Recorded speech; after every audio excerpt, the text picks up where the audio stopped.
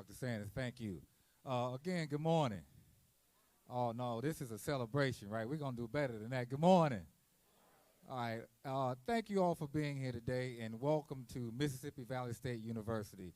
Again, my name is Dr. Gerald Briggs. I am the highly blessed and favored 8th president of this wonderful institution, folks. And we love us some Mississippi Valley State University. So if this is your first time being on campus, let me raise your hands. All right. Okay. If you've been on campus before, raise your hands.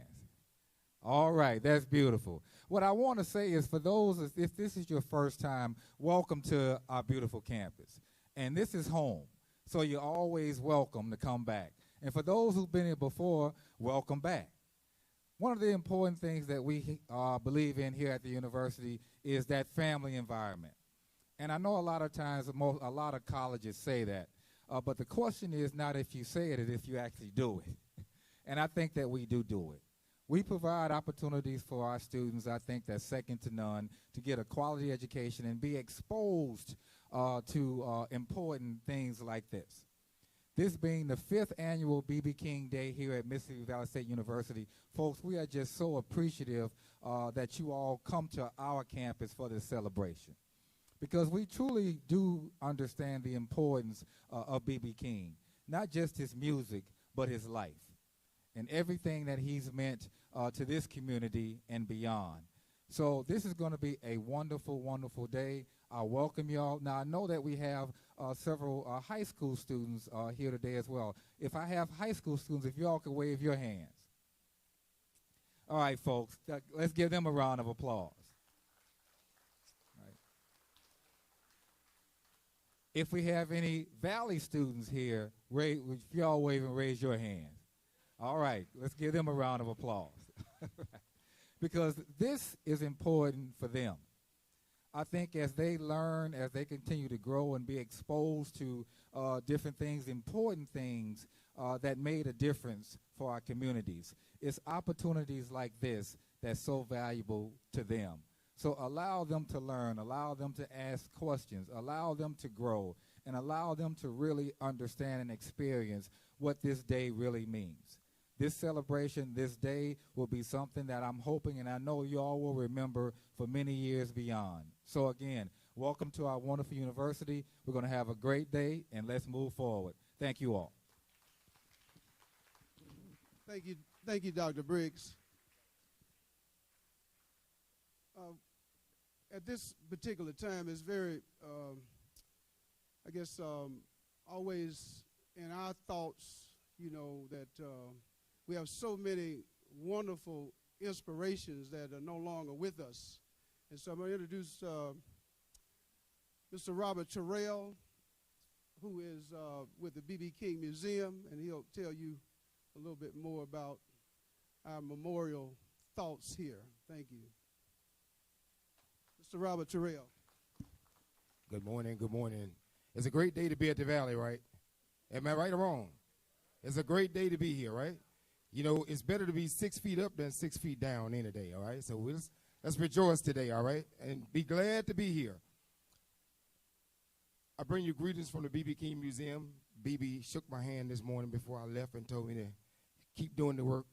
I mean, that's all imaginary, but I mean, I could do that too, right? It's okay. There are so many people, and the list is too long for me to try to list them all, but for you guys who are from the Jackson area, just in case you didn't know, we lost Pat Brown this morning, with one of our sisters who sung the blues for many years. She passed on this morning, and there are so many more that passed on before Aretha, and you can just continue to name. And I won't try to name all the names because I only have a couple of minutes, but what I want you to do is just give them a moment of silence in their spirit, that they continue to travel the way that they want to travel, okay? So please give a moment of silence.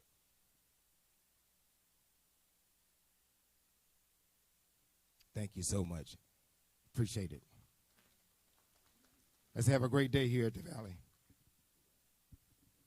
Thank you, Robert. If I could, we'd like to get Scott Beretta and Ben Payton up to the table here. I want everybody to understand too what what has happened in the history of blues, we can't do it all by reading about it. You can't do it all by trying to attend all the blues concerts in the world. But what we can do in the places that we live and realize that those people existed in some point in time and how important it has been for them to leave a trail that we can follow. Because without the blues, many of us don't think about this, but without the blues, we wouldn't have any other music on this planet, especially pop music. And so you have to think about it, how important this history has been in America. And the topic today has been centered around the British invasion. And for those who don't quite get that, there were a group of young guys that came into America from the British culture, and they had already rubbed shoulders with many of the African-American musicians that were catapulted into other places in Europe. And so when that happened, the attention, of course, started to rise. And when those young British musicians started to infiltrate America, things started to change. And everybody in America started to realize that the blues was not just another music, but it was the music. And so we lived from that point on. I'm going to turn it over to Dr. Scott Beretta and his right, Dr. Ben Payton. I always call them doctor because they deserve every bit of it, you know, and what they're doing. So you're talking to me, Jimmy? Okay, you with them? You got the mics on? Oh, okay. I thought I might stand there, but I'll be glad to sit here. No, come on. Maybe it works better? Doesn't matter. Is that cool? However you want to do it. You put it in there because I'm reading something. Thank you very much. Okay. This is Mr. Scott Beretta, everybody. I had to drive all the way here from Greenwood today. Good morning to everybody. Good morning. This is a great event, and I'm so glad you came back for it because this is a highlight of my year. For one, I teach up in Oxford, so I get to take the day off. So I don't know if this is really taking the day off, but it's something I really do enjoy. I want to talk today about the role of Alan Lomax. He was a major folklorist. That meant he went out and recorded older traditions around the country. He did a lot of work here in Mississippi, recording blues music with a variety of colleagues, including some from Fisk University, from 1933 to 1978. And I want to talk about his role in relation to the British invasion, which, as Dr. Sanders alluded to, was during the 1960s. Students were born around 2000, I think, now. So, but anyways, back in the 1960s, around 1963, 64, the music world really changed, and it really changed for a lot of R&B and blues performers as well. The pop charts changed very dramatically when the Beatles came over and were on Ed Sullivan's show, and it changed the nature of the pop charts and the careers of a lot of musicians with bands like the Beatles, the Rolling Stones, the Yardbirds, Van Morrison, and them. There's a whole list of them, and all of them were very influenced by the rhythm and blues of the United States. And I want to talk about the role of Alan Lomax, who is important because of the things he did indirectly, notably recording a lot of music, like the first recordings of Muddy Waters, along with John Work III from Fisk. Back in 1941 and 42, the Rolling Stones actually named their band after a Muddy Waters song, Rolling Stone, right? So we can see that link right there, that he made a lot of recordings that people listened to, and also during the 1950s, Lomax was in England and did a lot there to influence musicians. Ben Payton is with me. Aside from being a great musician and my friend, he's working with me now on a project funded by the Delta National Heritage Area involving research in places in the Delta where Lomax and his collaborators recorded people between the 30s and the 70s. And I recently created a podcast based on 1941-42 recordings that was funded by Delta State and the National Endowment for the Art. And that is called Coahoma, and it addresses the wide range of music that Lomax and his collaborators recorded in 41 and 42. That's John Work, Lewis Jones, and Samuel Adams from Fisk University. And Ben's going to be playing some songs by artists influenced by Lomax and who influenced the Brits. and talking a bit about them as well. Alan Lomax was born in Texas in 1915, and at age 18, 1933, he went on the road with his father, John A. Lomax, who was a very prominent folklorist and was documenting cowboy songs in Texas. But in the 30s, he became a pioneer in making recordings of African American folk music. And one of the first places that Alan and John Lomax visited in 1933 was Angola Penitentiary in Louisiana, where they encountered the blues performer, and he performed a lot of other musics, Huddie Leadbelly Ledbetter. And again, he knew an awful lot of songs, and so he was very valuable for gaining an understanding of what African American music had sounded like, you know, not just on commercial records, but in the churches and in the fields, right? So it's kind of pre-blues, what came before the blues. So they found Leadbelly, and he came out of prison a year or so later and joined the Lomaxes for a while. The reason that the folklorists were interested in going to prisons was because that prisons often used older styles of agricultural practices, right? So they could capture things like people singing in the fields, and also that they tended not to have radio or record players, so people remembered older songs. So it was, and of course it was a controlled environment, right? If the head of the penitentiary said, "Here, record for these people, it'll work." So there was some weird power elements going on. But anyway, so in 1934, Leadbelly accompanied John Lomax, Alan wasn't on this field trip, to the Cummins Prison Farm in Arkansas. I know a lot of you blues artists are thinking about a great song about Cummins Prison Farm. But at that place, Lomax recorded a song called Rock On Line, which was about a train, by a group led by Kelly Pace. And I think I've got a song here, the song that they recorded. This was a group of prisoners. Should say Cummins, I think, in the Rock On Line.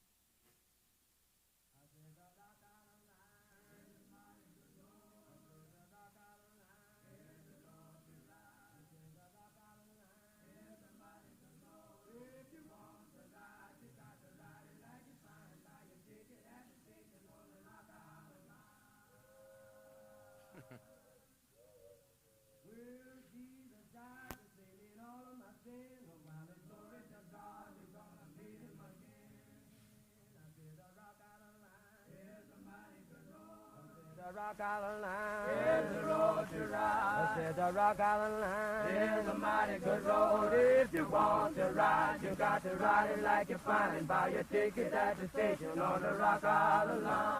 All right, thank you. Yeah, how do you like that? That's great, right? So that's kind of you might hear that kind of harmonizing on both religious music and secular music, and that would be kind of a ballad of sorts. They're singing about a train, and I don't think they had a sound effects machine there, so somebody was obviously pretty good at replicating the sound of a train whistle. Well, it turns out, later research found out that song had actually been written and performed in the late 1920s in Little Rock by workers at the Chicago, Rock Island, and Pacific Pacific Island Line.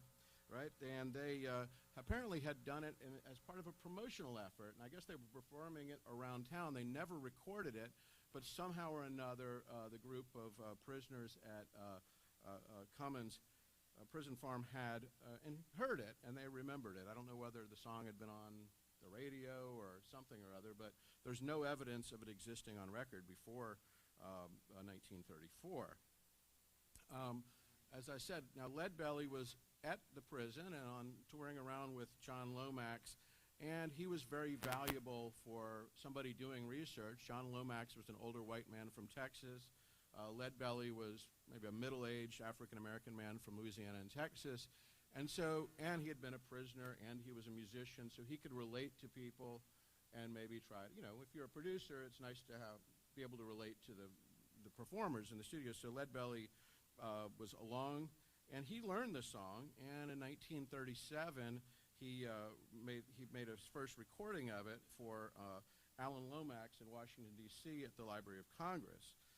He ultimately recorded it 10 times before his death in 1949, and the first time commercially in 1942 for the Ash label in New York, which was a label that was aimed at collectors of folk song and older forms of jazz. And those networks stretched over to Europe, right? A lot of Europeans were into older jazz, and they somehow or another probably got those records across Europe and maybe in other countries as well. By the late 30s, when Alan Lomax recorded Lead Belly, he was no longer working with John Lomax, who was a Texan of his generation, very conservative on issues of race and how he related to Lead Belly in particular. Lead Belly was working as his driver while they were going around and doing concerts, but that's a whole other issue. But the point I wanted to make is that Alan Lomax had a very different political orientation than his father and was very active in leftist politics and issues about things like racial justice in the 1930s and 40s. And in addition to working with Lead Belly, who recorded political songs like Bourgeois Blues, he worked with artists, I think Ben's going to touch on some of them later, Big Bill Brunzi, Josh White, Woody Guthrie, and Pete Seeger. So Lomax made recordings, put on shows, featured them in concerts and on radio. Lomax's politics eventually led him in 1950 to move to London. He was pursued by the federal government during the McCarthy era. This was an era in the early 50s where the government was going after people who they suspected of having leftist or communist views. And so Lomax went to London in 1950. In the United States, he had worked on the radio for CBS radio channel and worked for recorded stuff for big record labels, including Decca Records. And in the UK, he worked for the BBC, and he created radio programs that often featured American folk recordings, such as Adventures in Folk Song, and there's a really amazing one called Blues in the Mississippi Night, which consisted of musicians who were anonymous. It was John Lee, Sonny Boy Williamson, Memphis Slim, and Big Bill Brunzi. They were playing music, and they were talking about the realities of segregation and being African American in the South. And so when they were on the radio and when the records came out, they didn't want their names mentioned because it could have a negative effect on their careers, right? To talk about segregation or those sorts of issues openly was something very difficult to do back in the 1930s or 40s. It's still difficult today, right? But we do have other outlets. So Lomax also toured around England when Big Bill Brunzi became one of the first artists to tour in England and Europe. He created programs for TV. And in general, he brought over all this knowledge of American music, you know, that the embassy in London had the recordings he had made of Muddy Waters that the Library of Congress had issued. And so people could come to him and find out all about a lot of American artists, right? And there weren't a lot of records released, and blues wasn't on the radio in England or in Europe like it was in the United States. But in any case, in 1951, a second commercial version of Rock Island Line, Lead Belly recorded the first one from 1942, was recorded by a British group led by a guy named George Melly. In 1955, Lonnie, can you play the Lead Belly version again, or for the first time, actually? Robert? Lead Belly, Rock Island Line. I neglected to mention that earlier. Now, this is Rock Island Line. Like why come people blow the train with us talk to the depot agent. Depot agent throw that switchboard over the line, and they ain't never gonna talk to him. I got goats, I got sheep, I got cows, I got hogs, I got horses, I got all livestock, I got all livestock. Now that old Rock Island Line is getting on down the road. Oh, the Rock Island Line, it's a mighty good road. Oh, the Rock Island Line, it's a road to ride. Oh, the Rock Island Line, it's a mighty good road. If you want to ride, you got to ride it like you found it. Get your ticket and station on the Rock Island Line. Jesus Jesus died to save our sins. Glory to God, we're going to meet him again.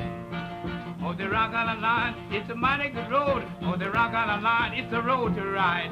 Oh, the Rock Island line, it's a mighty good road. If you want us to ride, you got to ride it like you find it. Get your ticket at the station on the Rock Island line.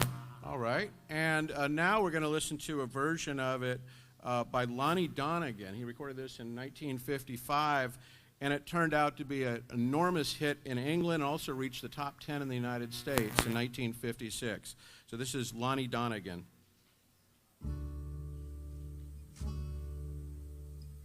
An English musician. Now this here's a story about the Rock Island line. The Rock Island line, she runs down into New Orleans. And just outside of New Orleans, there's a big toll gate.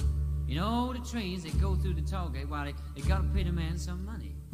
But of course, if you got certain things on board, you're okay, you don't have to pay the man nothing.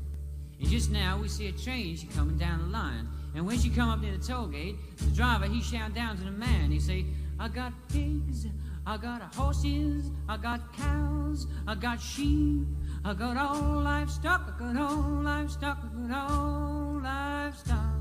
And the man say, well, you all right, boy, just get on through, you don't have to pay me nothing. And the train go through.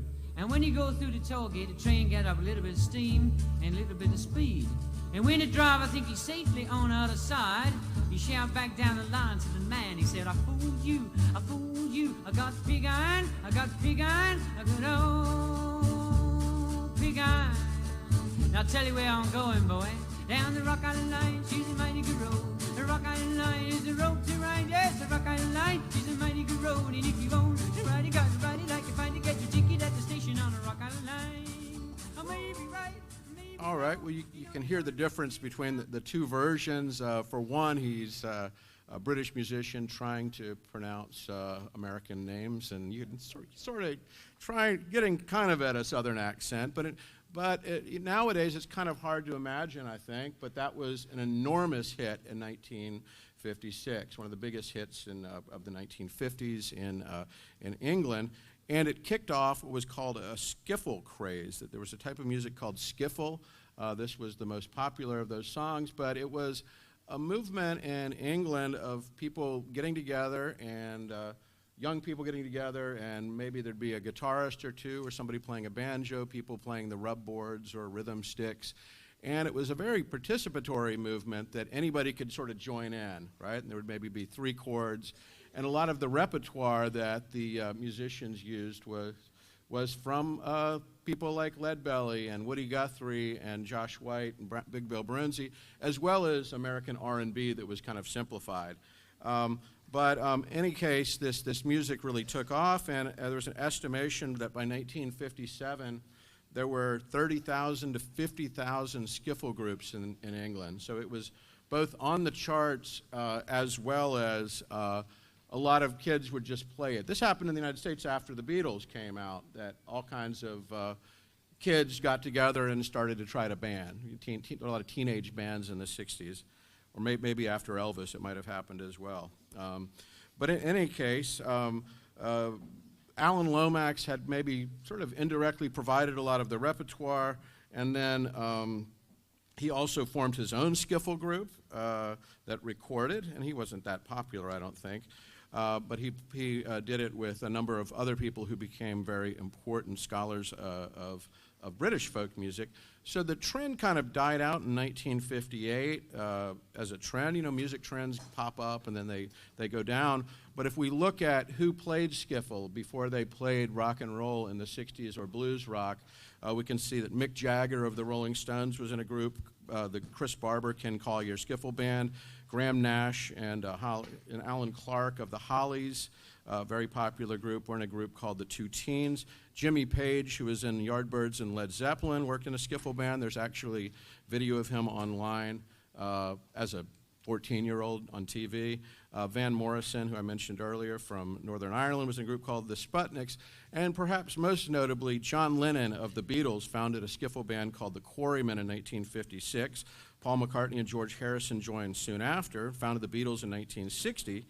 And the initial songs played by the group included Rock Island Line, as well as Leadbelly's songs Jump Around, Turn Around, Pick a Bale of Cotton, and Alabama Bound. And they also performed the traditional song Cumberland Gap, a mountain song which had appeared in a 1934 book by John Lomax, was recorded by Alan Lomax's protege Woody Guthrie in the 40s, and then was a second big hit for Lonnie Donegan in '57. So it's a very complicated story, but those are some of the outlines to look at, how you can have direct influence on musicians, but musicians also have big ears and pick up their influences from all over the place. Some of us are lucky to have a great bluesman as their father, right? And a lot of us otherwise pick things up from the radio. But now we're going to have another great bluesman come up. And Ben, you going to play there? Are you going to play here? Or where do you feel most comfortable? Okay. About 10 minutes, we'll have this going. Thank you all very much.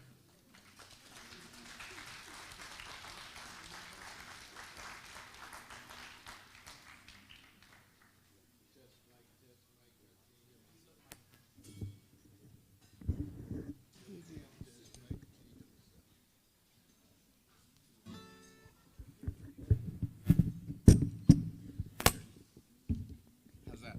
Let's see. Can y'all hear me now? All right. It was just the way, Let's see. Oh, yeah. Okay, let's see.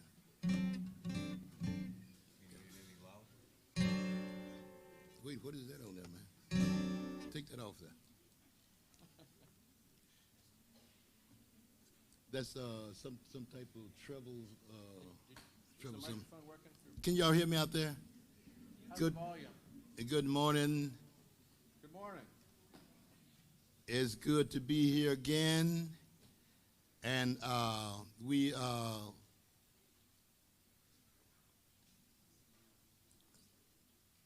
I was trying to wait things down. All right. Okay. Thank you, Paul.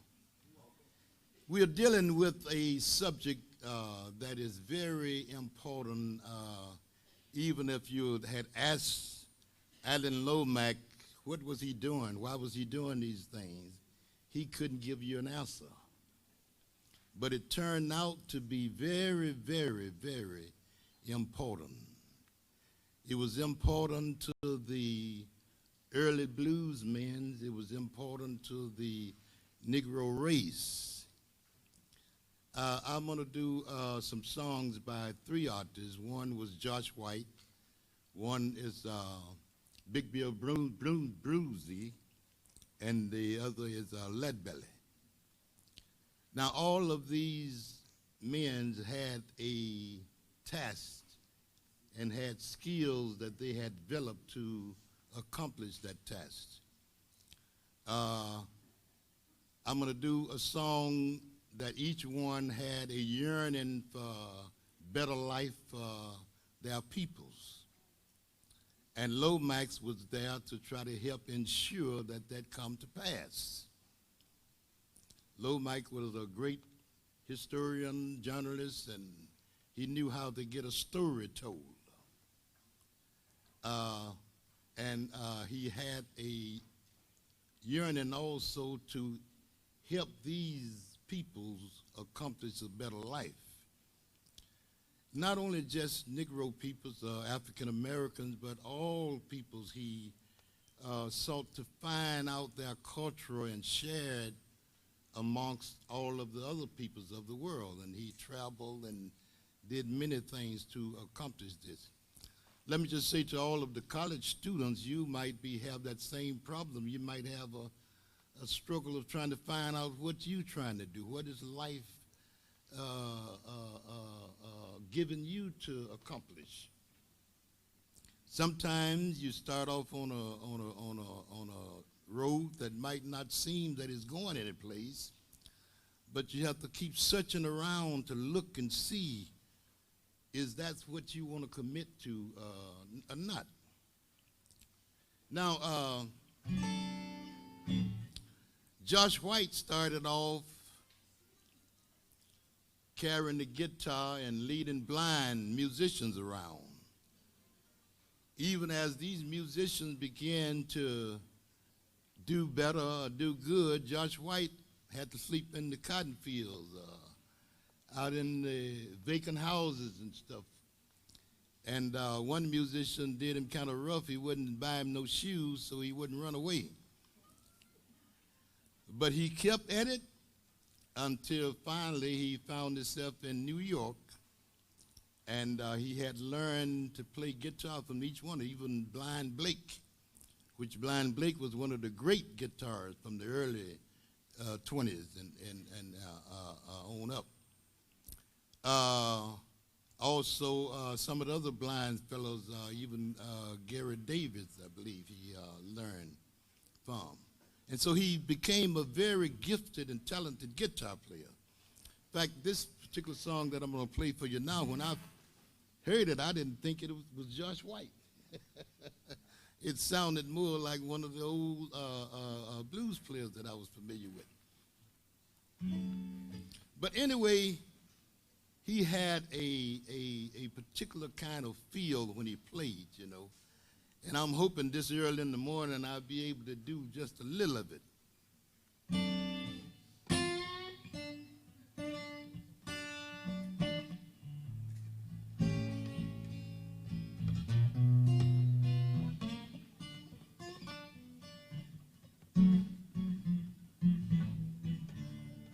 Got that all? Well, people, let me tell you. Oh, let me tell you now.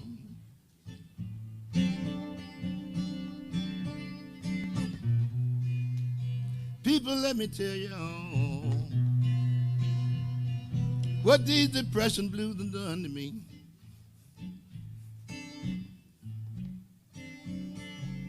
Oh, it took away robbed me of my brown-skinned woman. Now I'm worried as I can be.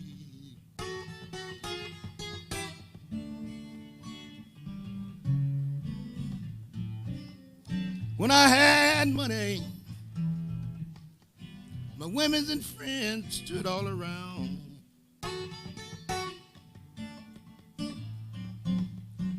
Well, when I had good money,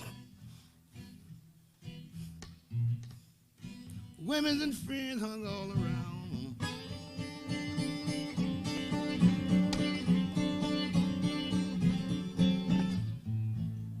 Now that my money's gone, my women and friends can't be found.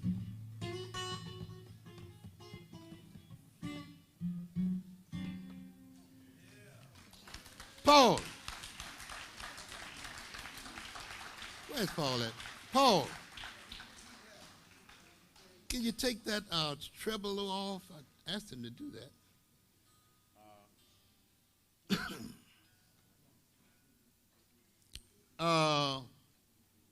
Another song thing that Josh also was a gospel blues folk singer. And this is one of his gospel songs that he done.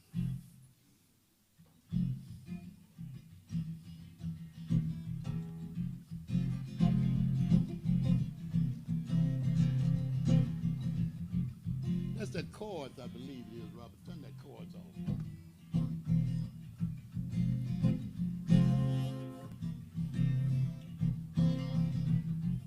Well, I went down south about a year ago. Thing was so hard, made my poor heart so. Folks had nothing, it's a shame. Everybody saying it's that hard time blues, hard time blues everywhere. Great God Almighty, great God Almighty, I'm feeling bad. Great God Almighty, I'm feeling bad. Great God Almighty, I'm feeling bad. It's all right, Robert.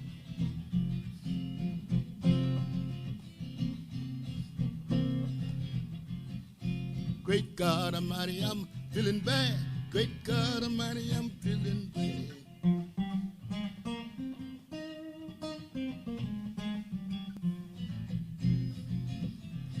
Well, hot sun shining, 2 weeks no rain, crops are planted in vain. Hard time blues all around. Mill barrels empty and folks' hope selling down. Great God Almighty, I'm feeling bad. Great God Almighty, I'm a...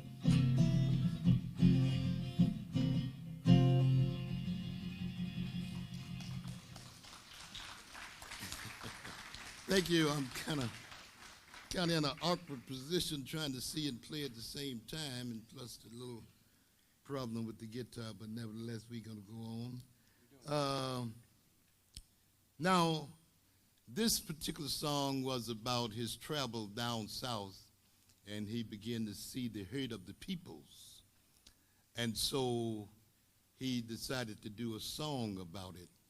And so in that sense, not knowing really that it would help, but then Alan Lomax began to hear these songs and began to seek what could he do to be assistant to them in their troubles. Now, this next song is from Big Bill Bluesy, and he also was a great influence of what was going on in his day. Now, this song is called White, Black, and Brown. Now, you got to remember now, this is some of the things that he was going through and that he wanted to share. And it goes something like this.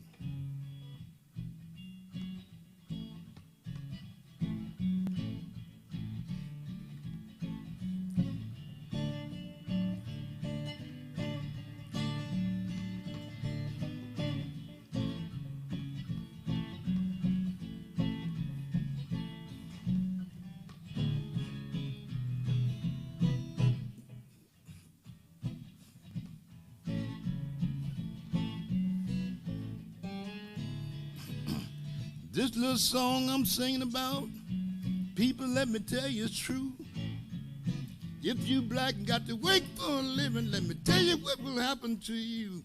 If you white, it'll be all right. If you brown, you stick around. But if you black,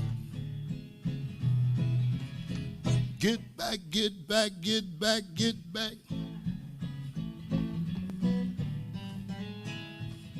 Went down to the employment office, got in the line.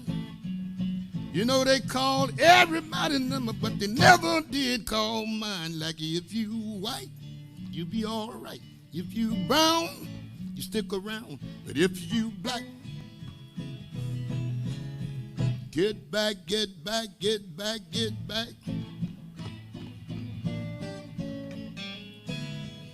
Now me and a fella was working side by side in the Curry mine.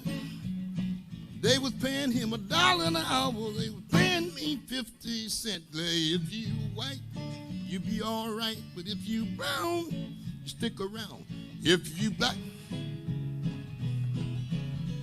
get back, get back, get back, get back.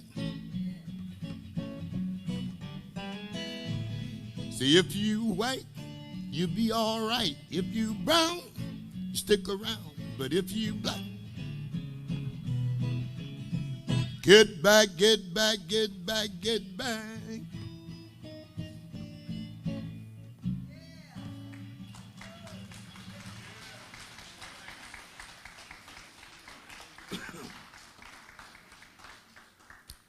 So now this was one song that he couldn't get recorded in America, but when he went overseas, he got a fellow to record it over there. And now I'm going to move on to Lead Belly. Give me a second, I got to retune here.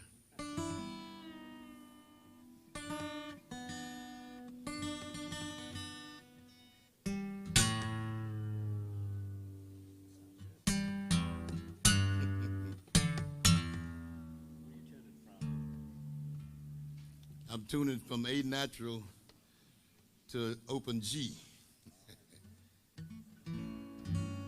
I hate to do that. Usually I carry two guitars, But as I get older, that's become kind of difficult, Ray. You know, when you got to carry 2 guitars plus your luggage, you know, that's get kind of difficult. So you have to learn to do what you have to do. Now, let me just say, as these fellows played, and they all wound up in New York with Big Bill Bloomsy, not Bloomsy, but Lead Belly Josh White and Sonny Terry and all these fellows, Scappy, all of these musicians winding up in New York and became like a unit working together for a cause.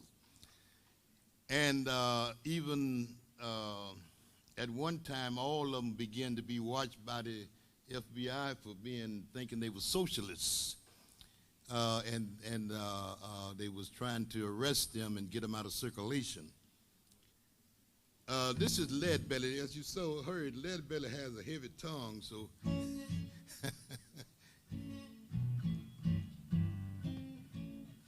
But this is a song called Bourgeois Blues. Now, when Lead Belly was in New York with Alan and his dad, he received good treatments. You know, people was really fond of him and was helping him all the way. But when he went to Washington, D.C., it was a whole different story. So much so Alan wrote a song about it, and it's called Bourgeois Blues. Good.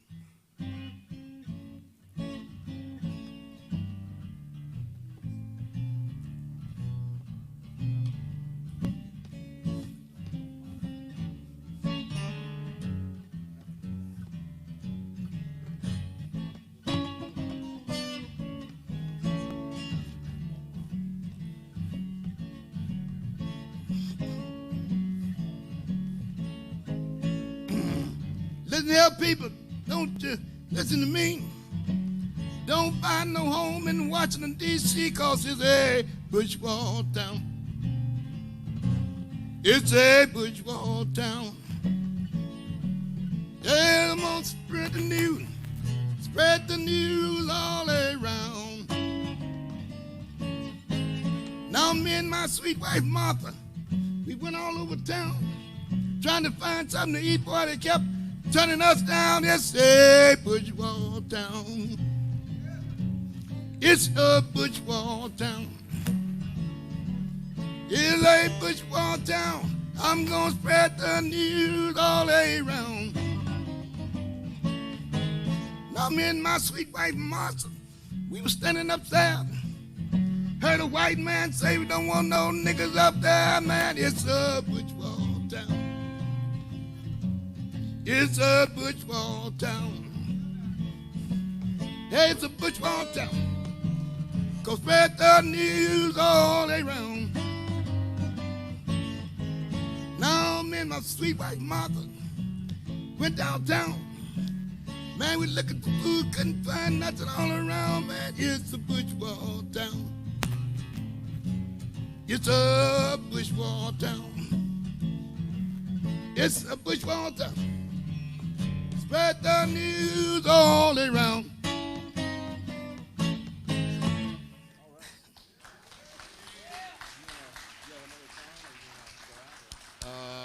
I can end it right there and just say a few words.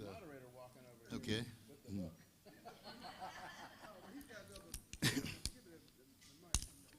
All right. Okay. Thank you so much. Thank you, Ben. Yeah, that's my dear friend, Ben Payton. Ben has been around the world doing this music, and I became really familiar with Ben more when he spent time there in the African culture.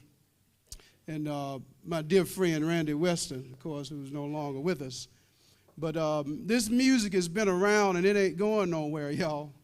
It'll be here a long time. And I always think about if somebody from another planet came down and we were all gone and they found this music, they'd know what we're about. So it'd be very simple, when you start listening to music. And not just the blues, I mean every offspring of the blues. You know, it's a story behind all of it. I'm so glad to have, you know, Tony and his compadres in the house. Yeah, so how you guys doing, man? Everything is cool? I want that hat before you leave. He's like, I can't have that. Now, if I was in Chicago and met you on the street, I'd take that hat. I might go to jail for it, but I have a hat, you know. That's what most people got the money and buried it and didn't live long enough to go dig it back up, you know. So, no, that hat looked good on you, man. I'd probably mess it up if I put it on.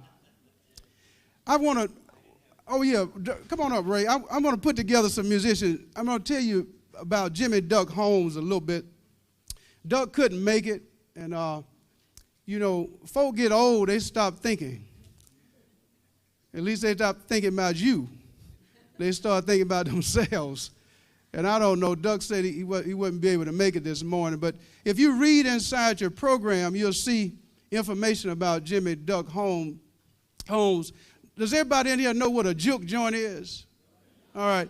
Now, yeah, juking, you know, it's gone from everything. You know, I was listening to Sam Joyner's recording this morning. He gave me one of his new recordings, and he's talking about it got to be jelly because it don't, you know, because jam don't shake like that, you know. So y'all have to think about juking. See them girls back there smiling.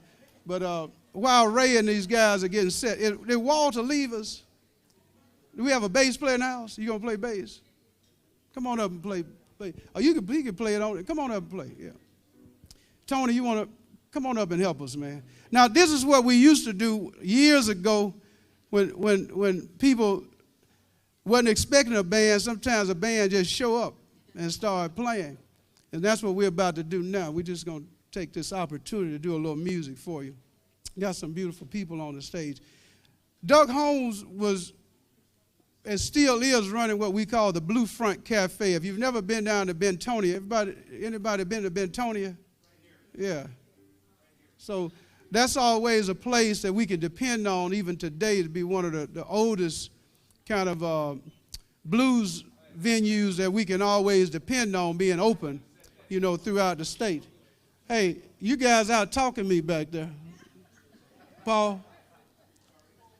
So be quiet. So if you think about it, we've got right up the road in Indianola a place that B.B. King bought called Club Ebony.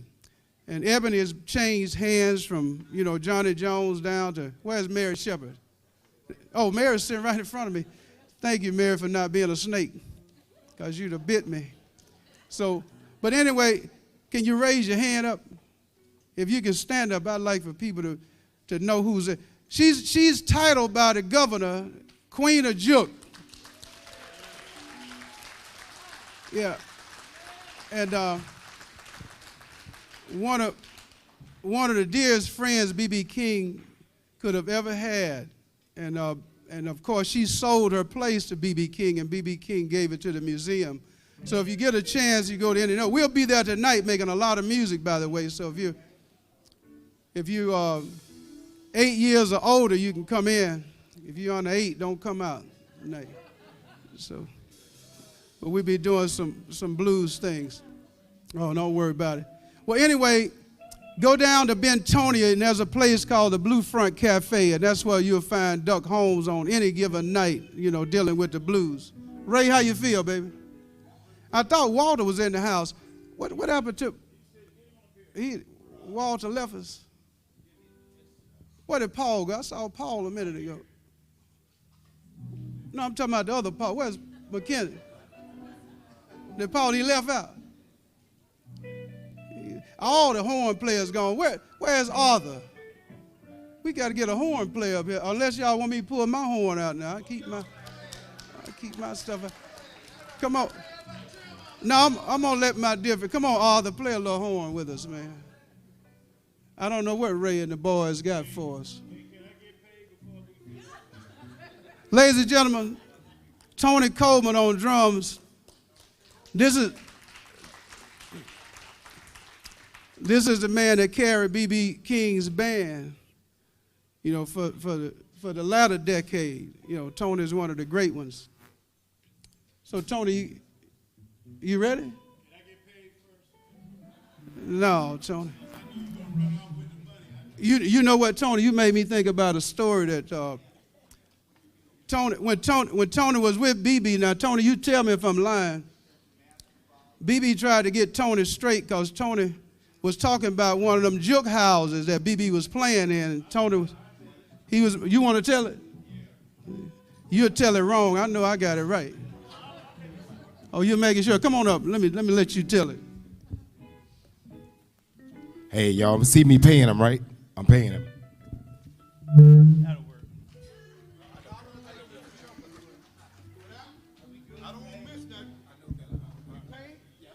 First of all, I'd like to say this is an honor to be here today, y'all. How about it for the university for celebrating B.B. King Day? We got a lot to talk about. I talk a lot, so I'm gonna shut the hell up. I ain't gonna talk a lot. But I just want to say that my friend, Mr. Jamie Johnson from Nashville, and Mr. Randy Hauser are here. They came to join me. I asked them to come. Jamie got on his airplane. They landed here to be here with us today. Jamie, I love you, brother. Randy Hauser, they're major country guys. Tell you a quick story about what he was talking about. What the hell was you talking about? First of all, I grew up, when I was with B.B. King, I've been playing drums ever since I was a little baby. All I wanted to do was play drums. That's all I ever wanted to do was be a drummer. I want to be in a band. I want to be with Earth, Wind, and Fire. I want to be with the Barcades. I want to be with Chic. I want to be with somebody funky, and I got with B.B. King. So my attitude was like, hey, man, I don't like the damn blues. I can't stand the blues. I've been hearing that ever since I was a little boy. I don't want to hear no damn blues. So I'm in B.B. King's band. We come here to Mississippi. Every July, BB would play free for 2 weeks around Mississippi out here in the Delta for people who couldn't afford to see him. He wouldn't get paid, but he paid a band. So we were playing at a place, the building leaning to the side. Got cobwebs all over the place, looked like a rat just ran across. I was making fun of the place. I had the band cracking up. Man, this place raggedy as hell. Look at it. Look like I saw a damn bug or something on it. What the hell? Yeah, I had people laughing in the band. Boy, that's funny. Walter King, he remembers that. So we got ready to go play, and as I was getting ready to get off the bus, BB stopped me. He said, Tony Cole, man, have a seat, son. I hear you making fun of this place. You think it's funny? You talk about how raggedy the building look and look like a bug down there on your leg, huh? I said, yeah, that's funny, boss. That was funny as hell. He said, well, son, you've been everywhere with me, son, around the world. Yes, sir, you Carnegie Hall, everywhere. That's right.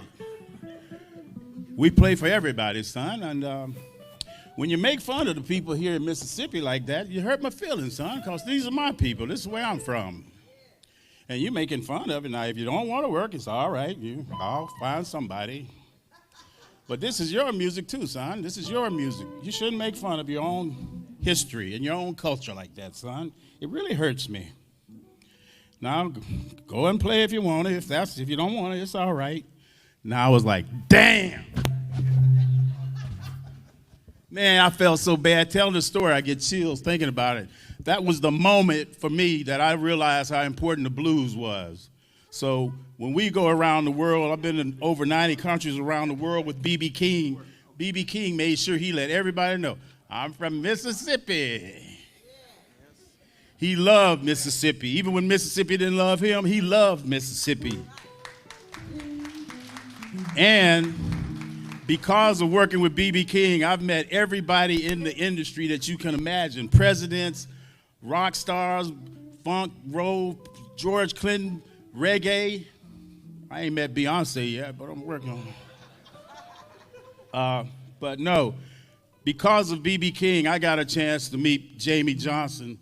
I've been friends with Mr. Willie Nelson forever. So I was on the bus with Willie. I was a little lightheaded, but it was cool. Jamie came on the bus. He said, you know Jamie? I said, no, that's Jamie Johnson, friend. Hey, Jamie, how you doing? So on the way out the bus, I said, hey, Jamie, if you ever need a drummer, give me a call. I was just kind of messing around. Oh, yeah, y'all say rap, so bullshit ain't nothing. So anyway, so I said to Jamie, hey, man, you ever need a drummer, give me a call. Jamie said, well, give me your number. Oh, okay. I gave Jamie my number. 3 days later, I get a call. Hey, Mr. Cole, man, this is Jamie Johnson. I need a drummer. I called Jamie. Hey, Jamie, how you doing? Well, you said call you if I need a drummer. I need one. I said, oh, cool, okay. Well, Jamie, I don't know you. I don't know your music. Well, you know Willie Nelson and you play with B.B. King. You'll be all right. I said, okay, so when are we leaving? Well, we leaving tomorrow night. I ain't never heard a Jamie Johnson song. I don't even know him. He said, you'll be all right. I got on stage, did the show. Everybody was happy except me because as a musician, you know, we want to be the best we can be. And I was like, damn, I sucked. I said, Jamie, I apologize. He said, what you apologizing for? I said, man, I screwed your music up. He said, hell, well, did you listen to my songs? I said, yeah. He said, well, don't listen no more. Just play. Let's hear it from Jamie Randy. We're going to get him up to talk a little bit. But now, anyway, that's the story.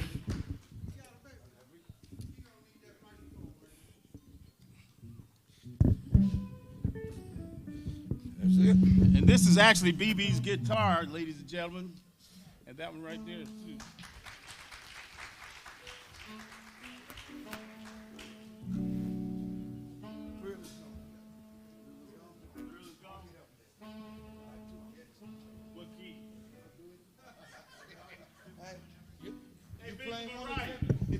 Band, y'all just give me a second.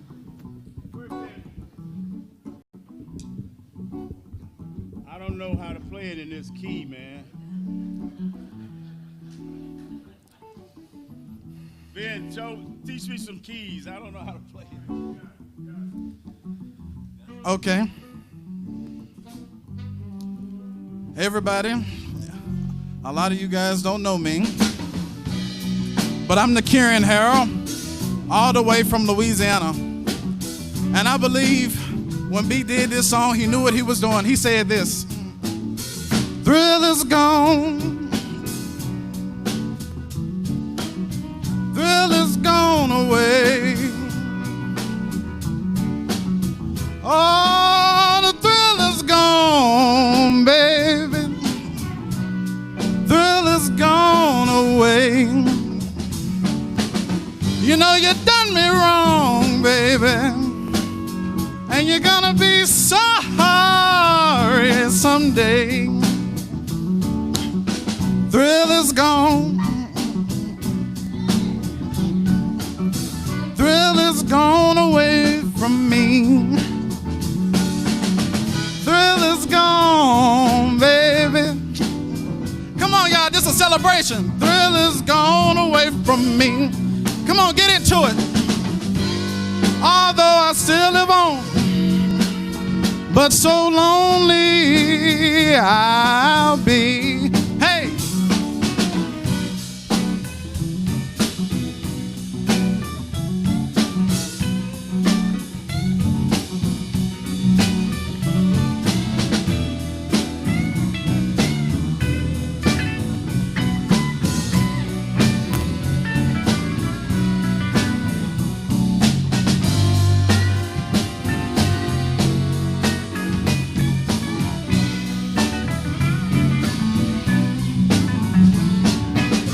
Thrill is gone. Woo-hoo-hoo. Thrill is gone away for good. Yes, thrill is gone, baby. Thrill is gone away for good. I know I'll be open arms one day, baby, like I know a good man should. Guess what he said? He said, I'm free now, babe. I'm free from your spell.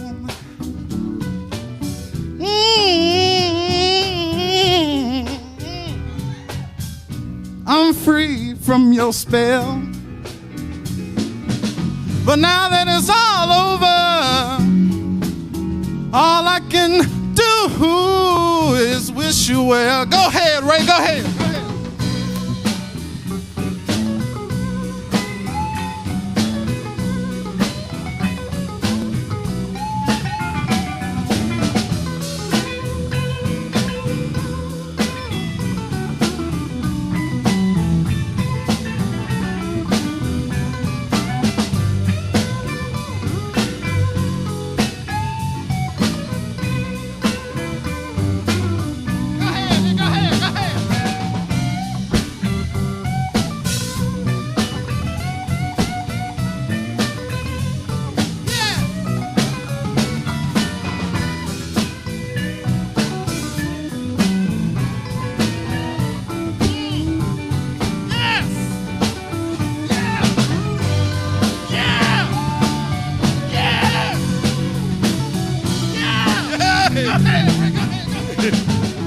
Drill is gone, y'all.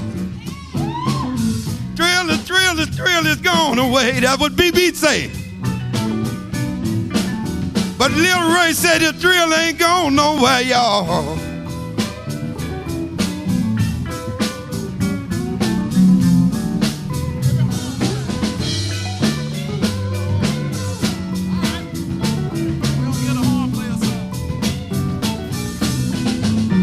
Drill is gone.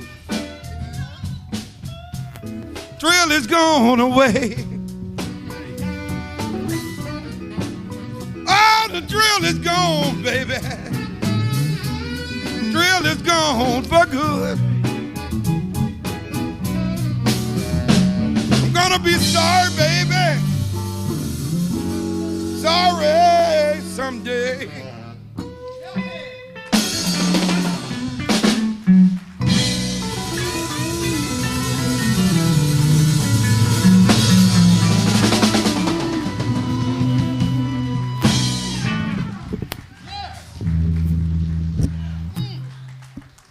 Well, we got to get some more blues like that happening. Thank you. Let's another hand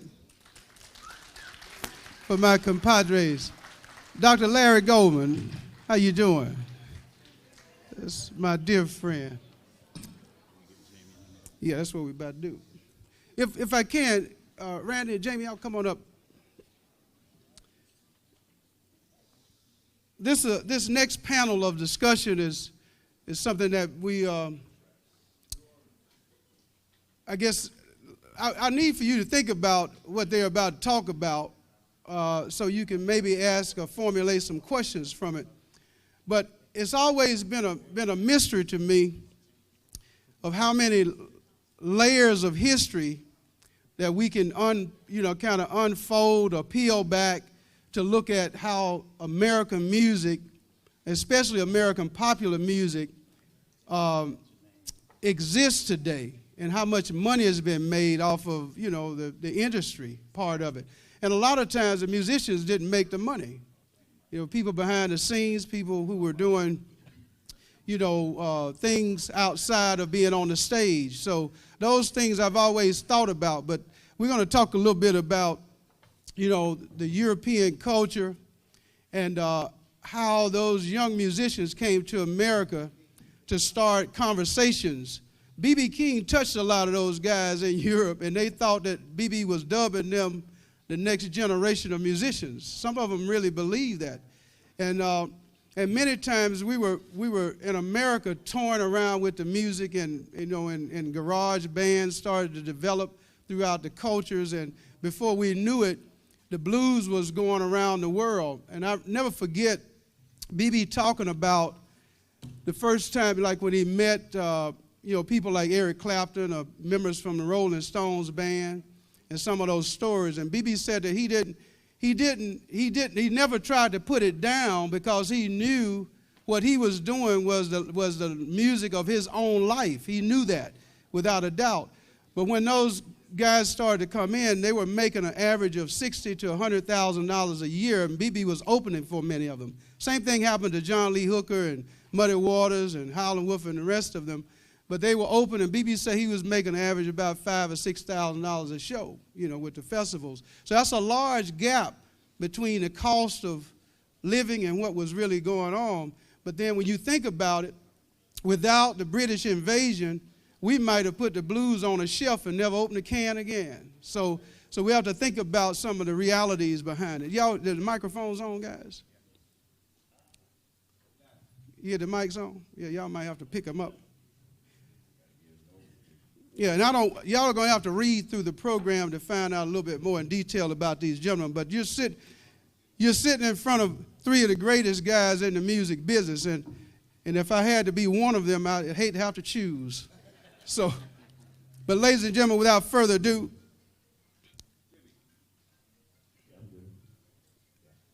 Mr. Randy Houser, Jamie Johnson, and Mr. Willie Cobb.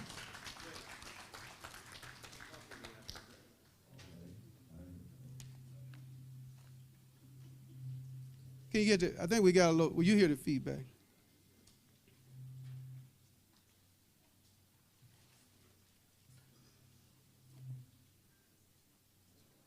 Where's Tony? I'm right here.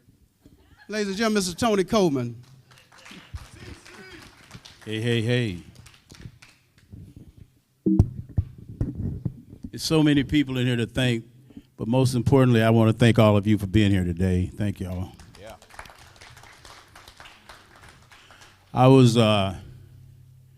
I joined B.B. King's band in 1978. And from him, he fired me 5 times. Walter said 10. Oh, you stayed 5, but you still had to work.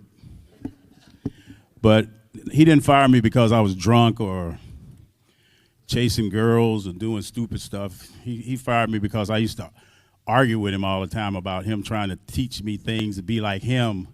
You know, like I said, I was a young man living in Chicago, Illinois, wanted to be a funketeer and stuff. You know, I didn't want to play no doggone blues. I couldn't stand the damn blues. I've been hearing the blues all my life, but BB'd be like, play it like that, son. Don't play it that funky way there. I said, yeah, but that's cool, man. Well, why don't you go home and play it and let me know how that works out for you. I stayed broke trying to be funky. Then I come back. He liked it. He liked it somebody. He liked me in the band because I was young and full of energy, and I was kind of a dumbass, you know, always arguing with him. You know, he didn't like that, but he liked me to challenge him about stuff, but then I carried it too far, you know. And but he'd be like, I think it's one of those times you need to go home and think about it. But what I learned about B.B. King was he was more than the blues. He was blues, of course, but he was a humanitarian. He loved people, and no matter where he went around the world, he treated everybody the same, and he loved all kinds of music, and he was on top of everything. You couldn't pull up anything that B.B. didn't know about because he had a laptop. People don't know this, but B.B. was like a techie or something. He had every modern-day computer in his lap. You know why the fly got 1,000 eyes, son? He did. So I want to share this with you because this is important. Another important lesson about B.B. King. Everybody talk about how nice he was, how cool he was, always a gentleman. B.B. wanted to kick my ass one time. He got up in my chest. No, he was nice. He was all of that. But one time he told me a story. He said, you know, son, I got 2 assholes in my band. I said, yeah. He said, you know who they are? I said, I'm one of them. He said, that's right, you're one of them. That's what he said, Jamie. I said, who's the other one? Don't worry about that. I'm talking about you. He said, but he's too old. I can't do nothing with him. He's too old. He ain't going to change. He like an old stubborn mule. He ain't going to change. But you, I can change you. So one day on stage, he was getting on my ass about something he wanted me to do to play up tempo or something. I didn't want to do it. And he said, damn, son, BB, very seldom did you hear him cuss. He's like, damn, son, can't you follow me sometime? I said, man, you play the tempo so fast. We never play Let the Good Times Roll like this. It's normally Let the Good Times Roll. But then he had like some spiked Geritol or something. Let the good time roll. Let the good time roll. I was like, man, that was too fast. Well, son, I didn't tell you to be a drummer. I said, well, I can't play it that fast. You remember that Walter King over in Germany? So he said, didn't I just tell you about being an asshole, son? And the other person he was talking about was in the band in the dressing room. I said, well, you told me I wasn't the only asshole, and BB ran over like Star Trek. Say it, now that's enough. All right, son, that's enough. I was like, what you say another word, son. I don't do it. I was like, damn, BB the gone gangster on me, man. Now, if you say another word, and we were in Warsaw, Poland, he said, I'll get you on the plane tonight. And that's what he called Herman Jackson. He said, get Herman Jackson. That's the other drummer, Herman Jackson, to play with BB. Give him a round of applause. Every time I get fired, Herman come in and be the relief. But back to what I was saying about the blues. If it wasn't for Mr. B.B. King, I wouldn't have met all the artists I've met and become friends with, like Willie Nelson and Randy Houser's from Meridian, Mississippi. And these guys are successful in their line of music, country music, but everything we play got the blues in it. I was talking to Willie Nelson about the blues, and he said, well, it's 2 songs in America. I said, yeah? He said, the Star Spangled Banner and the blues. I said, yeah, okay. So basically, anytime you hear anything, it's got the blues in it. Now, we're talking about the British invasion. When I was growing up, I wanted to be like Jimi Hendrix, play rock, you know, and wear dashikis and, you know, smoke a little pot and all that when it wasn't cool, you know. All of that, chasing girls, getting high. I wanted to be like the British guys, Led Zeppelin. I was like, hey, hey, Mom, I want to make you move, want to make you think, want to make you groove. Like, yeah. But I could hear something in that music. I was thinking, you know, Benjamin Wright is one of the greatest arrangers and orchestrator in the world. But, you know, I was thinking, Ben, man, there's something about Led Zeppelin. I don't know what it is. I like it. Then I was listening to Black Sabbath, you know. I am Iron Man. And everybody in my community say, "But that boy is crazy right there." I don't know what the hell he played. But everything got the blues in it. All the music has blues in it. And like Albert King said, if you don't like the blues, you got a hole in your soul. The blues is in everything, even rappers. So, you know, this is really important that we have these days to remember B.B. King and Bobby Blue Bland, who was my other father, Bobby Blue Bland, Miss Bland right there. That's my mama Bland right there. So the British thing, now I'm going to ask Mr. Cobb, let me ask you a question. Where did you go to school to learn the blues? In the field. I was like,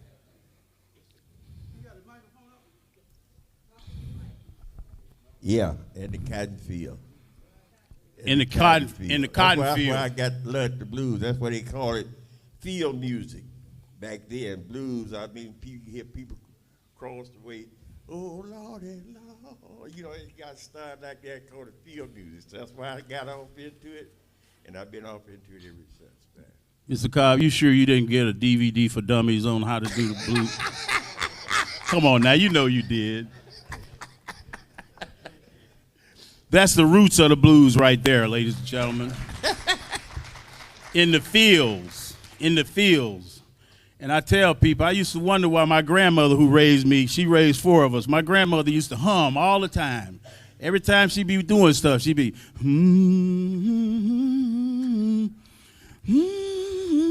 I used to be, damn, why she hum so much? Then I remember she had to hum to keep from killing my ass, because she was like, you know, this boy here, if I could kill this. In the field, it's a feeling, man. So, Jamie, you and Randy play country music around the world. Were you inspired by rock and rollers, British rock and roll? I got the blues for dummies. See, I borrowed it after he was done with it. For me, I guess I was definitely influenced by, you know, a lot of country music, but my dad you know, I was born in Jackson, and I lived there till I was about 12 years old in South Jackson. And my dad, he was a B3 player, organ player, and he would get to play on a lot of demos and stuff at Malaco down there. So I just sort of, I just grew up with a lot of blues music, you know, listening as a kid on Sunday afternoons. You couldn't turn the radio on. You could go riding around and listen to blues music, you know, and that's what my daddy would take us doing. We go visiting on Sunday, you know, and just jump around. And so, you know, growing up here, it's just like you can't help but it finds you, you know. Yeah. And it found its way into our music, you know, and in its own way. It just, you know, we definitely have our own flavor of country music, you know, because of the blues. Jamie, after you threw that DVD for Dummies on Blues away, and you get on stage, do you think about what you're going to sing and play, man? Only when I get there. I'd say the blues probably came to me through Hank Williams. Country music, I think, before Hank, that kind of lacked that element. There was not a lot of relatable songs that were relatable widely to a country music audience before Hank Williams. And Hank brought this element of sadness, something that was relatable to poor people. And we grew up with nothing. I had a guitar, and that was my education, but it was also my entertainment. And I learned Hank Williams songs. I learned some B.B. King songs. I learned how to play. And I learned how to play things that fed my soul. Like soul food feeds you, your belly. That soul music feeds your soul. It's the same. Yeah. Yeah, I know about soul food. I've been feeding my belly a long time. I've been feeding my damn belly too much. I need to back off. But the funny thing about it is when I went out on the road with Jamie, and it's something about his music and Randy and Mr. Cobb. The whole thing that it's about is a feeling and about something that's relevant to you, that you express it in a way with emotion and feeling. That's soulful. That's blues. It doesn't matter if it's country, reggae, rap. It's because there's an element of pain in there. But to release that pain, you use the blues. The blues is like getting bit by a poisonous snake. If you got bit by a rattlesnake, they have to get snake venom to cure you. If you went to Africa and a black mambo bit you in the ass, you need black mambo venom to cure you from dying. When you got the blues, you need the blues to take you out of the blues. It's the antidote to the blues. That's what I think, because this cured me a lot. If it wasn't for people like Mr. B.B. King and Bobby Blue Bland and Hank Williams and Willie Nelson, those songs, that music, that blues that we got in common, it brings the whole world together. I've been to over 90 countries around the world. It's true. It can bring everybody together. And when I was with Jamie, out there touring with Jamie, I was the blackest thing in the whole audience. So some of my friends say, "Tony, I see you working with that redneck dude." I said, "Hell, I'm more redneck than him. He got more blues than me." Shoot. I wasn't on stage trying to wear cowboy hats and boots and chaps. I was just being Tony Coleman with my friends. Those people a couple of people would say stuff to me like, they see my laminate, my Jamie Johnson laminate, Randy, they say, "Are you Jamie's bus driver?" I say, "Nah." "You Jamie's security?" "Nope. I'm Jamie's insecurity patrol." "What do you do for Jamie?" "You drive that truck?" "Nope. I'm Jamie's personal chef. God damn, he got a personal chef. Boy, you look like you can cook good, too. Then I get on the damn stage, and I'm playing percussion with Jamie Johnson, and everybody in the audience is like, damn, that boy's bad. Good. I made some of the best friends in the world out there playing country music because we got something in common. We got the blues, we got the music, we got the soul. It releases us. Our job as musicians is to make the world feel better. That's our gift. God gave us a gift. Everybody in here, you heard the president the other day say, I am the chosen one. No, we are the chosen ones.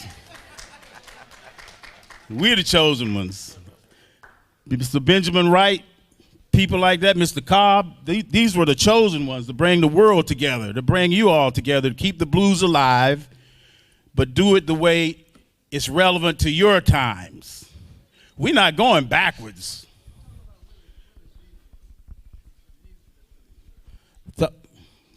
You the moderator or me right now? No, I'm just being a smart ass.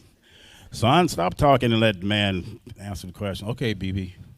Mr. Cobb, could you please explain to us how it feels to see today's world compared to the way it was for you? How does it make you feel today to see all of these people, the younger people today, growing up compared to how it was for you growing up through your music?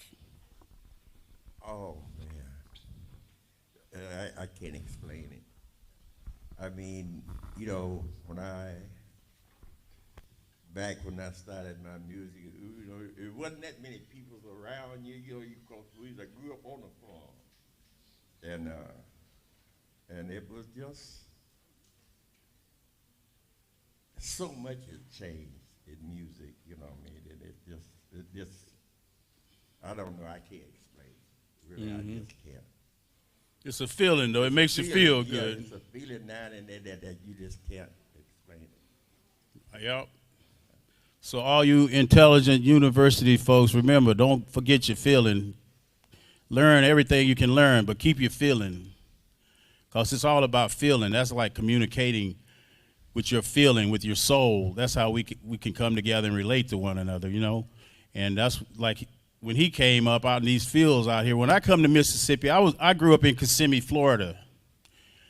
And, you know, the only cotton I picked came out of a Bear aspirin bottle. I don't know nothing. I don't know nothing about no damn cotton picking. But I tell you, when I come to Mississippi and I look at those fields and I think about my culture and my people and other people who were poor, just like, see, race ain't have nothing to do with being poor. Poor is poor. I don't give a damn. And when you poor, you have to figure out how to get through it. You can't get a toy and go and get a Mattel toy. You got to get a little brick or something and run, let me hit you with the brick. Bam! What kind of game is this? Damn. But at least you can recover from the brick. But the blues is so important to everything we do in our culture, and we must keep the blues alive. And I'm just saying that I'm happy to have Mr. Cobb here who created this music and passed it on. I hope I can represent you well and BB and Bobby Bland well, Mr. Cobb. Please, y'all, a standing ovation for Mr. Cobb. Thank you. So I've said what I had to say. This is my first time coming to the BB King Day, and I just want to once again thank you, Jamie, for coming. Thank you, bro. And Randy Hauser, thank you so much. Where y'all going? Ain't nobody say y'all can go no. Get y'all ass back there. Sit back now.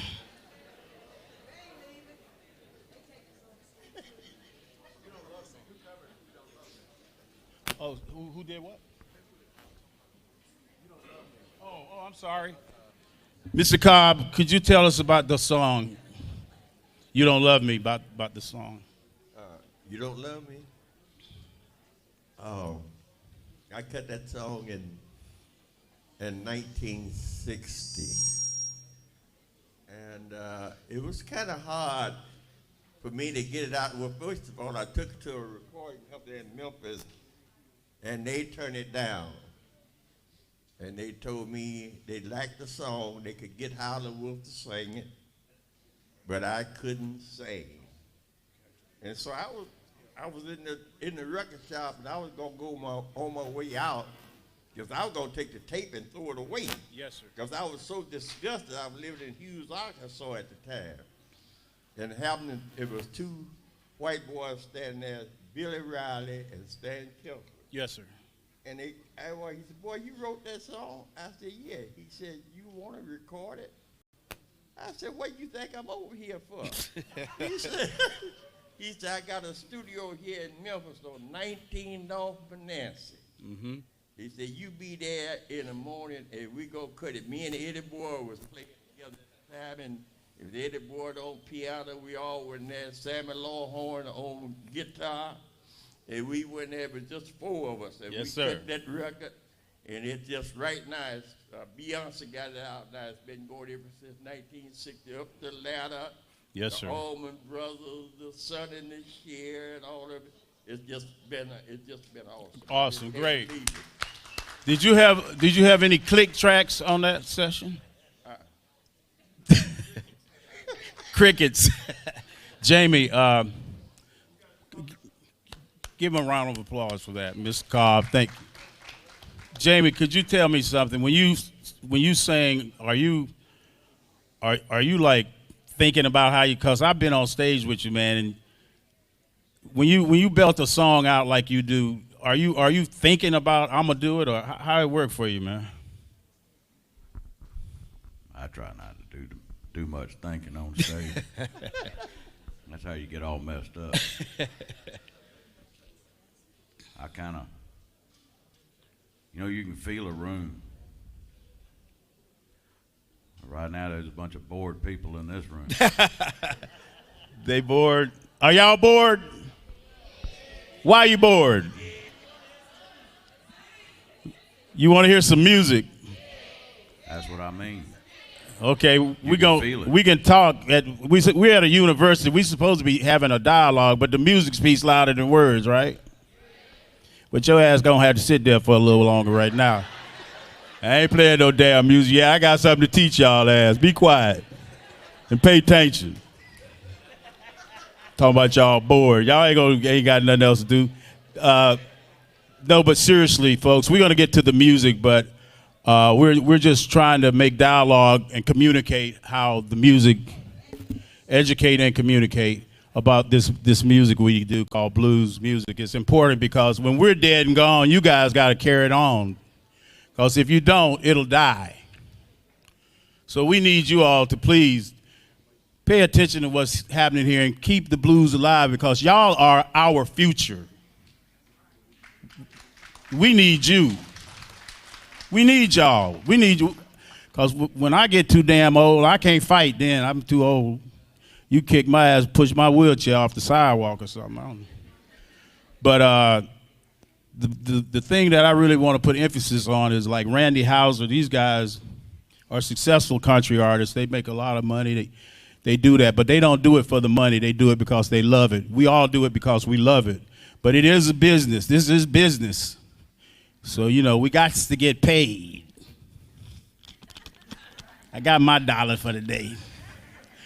But I know when we're on stage riding around in $1 million tour buses and flying in airplanes, like Jamie flew the plane here to be with us today, and Randy Houser, we do it because of the love. Jamie Johnson ain't getting paid to be here. He flew his plane here on his own. Randy Houser got other things. He could be on the golf course right now, but because of the love of the blues and the respect of you all, so please, give him a round of applause, please. Thank you for that. Now, Jamie, go ahead and tell me, because when you I was just saying, how you can feel a room. Right. But when we get in them bars at night, you can feel that room too. And so I don't want to be stuck up there singing a bunch of campfire sing-along crap when everybody in there is hurting. And so you go into a song that kind of lets some of that hurt out, and it heals, just like it does in church. You ever hear somebody open up in church, sing to a congregation full of people? You never know what somebody out there is going through. And yet the person on stage not knowing what they're going through, you can feel it. And then they open up and belt out that song. And you watch grown people burst into tears. And kids don't understand what's going on, but the adults do. Somebody's hurting and they getting fed. And that's what happens in our show. You know, I don't ever make a set list. Hell, most of the time I don't even know what song I'm fixing to play, even when I'm starting it. BB never had a set list. I just start one. We figure out a lyric to go with it. Yeah. Hopefully. That reminds me of it. Just sometimes the saddest song make you the happiest. You know, sometimes you just need that. That's what that music's about. It's like you just got to have a way to. Sometimes when you can't express what is going on in your heart, that you can't even talk to nobody about it, but you can hear that song, and it expresses it for you, and somehow you're able to release that part of your spirit that needs to get out. And sometimes that's what the blues does for me. Yeah, Randy. You know, it's just like it's like this thing I gotta get out. Yeah. Yeah, like a girl. That reminds me of a girlfriend I had, but. What was his name?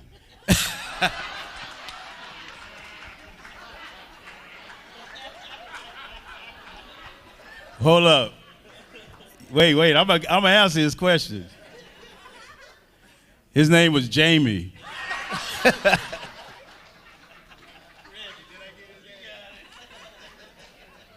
So, Jamie, hell with you. But y'all, this is really important. Thank y'all for being here. Once again, we're going to shut this talking business down, but we just want to share these things to you. I think it's important. And everybody, these people in here are trying to do their part. So please, y'all, the young folks, y'all keep doing your part. B.B. King always is, out of all the things B.B. King did around the world, he thought education was the most important thing in his life. That's the main thing that B.B. always did. Well, he did another thing, but but he was serious about education. It's important to be educated because people like Mr. Cobb and B.B. King didn't have an opportunity to go to a university like you all. So it's really important that you know that it's about education and teaching and preaching. That's what we're doing. So we're gonna shut my talking. Do we have anybody want to ask a question other than when we going to get the hell out of here kind of question? Anybody got a question? Yes, sir. When I was coming into town, I went by a prison that had a big tower. It looked like a new prison. Go ahead. When I came into town, I went by a looked like a brand new prison, and it had a big water tower on it. And the water tower said, I think it said, the blues was invented here. And I got to thinking about it, and I thinking, is it just because it's a big sign, it's visible, is it helping the marketing for the community, or are they saying something else, like you didn't know about the blues till you were here? Alan Lomax made a point of going to those areas, you know, for multiple different reasons, I suppose. But I wondered if any of you guys have a comment on, is that just like local advertising to promote the economy, or is that saying you don't know the blues unless you've been here, or you will know the blues when you are here? This is kind of confused me. I wondered if anybody had a. I didn't paint that water tower. He's probably talking about Tutwiler up there. Yeah, but I don't know how you guys feel with. I mean, you're from Jackson, you know, from the areas, you know how it feels to grow up around it. But I know a lot of people come into Mississippi expecting some things, you know. So, what do you think? Well, I mean, I think it's something to be very, very proud of. I think there's definitely make no mistake, the blues was born here. I mean, this is, you know, obviously, Mr. Cobb, you know way more about it than I do, but you know, all bullshit aside, the blues is from here, and it's indicative of the people and the hard times that happened here way before I was here. That those songs came out, and that music came out, and that sound, that is the unmistakable sound of the blues, that was born right here in these fields. I heard it said one time that the rich man writes the history and the poor man writes the song. And that's why the poor man song of Mississippi has taken over the whole world. Because everybody who's ever felt that level of poverty or ever felt that level of pain needs something to relate to. And nobody had it worse than they had it in Mississippi. And so it's natural that Mississippi would be the birthplace of the blues. And it's probably very true. But I don't see, you know, you can paint every water tower around here. I don't think there's nothing wrong with exploiting the blues, and I think that's a beautiful thing. I think it's something that when you come here, you should see a part of that history here. I mean, I think that's very important. It's a fantastic tool to use to draw people to my home state. I think it's something that. Be proud of that. Paint every damn water tower with it. Okay. I got a question. I know that you sing country and western, and the lyrics of country and western filling, and the lyrics of blues and filling. Can you give us a little bit of how your story kind of combines also with the blues story?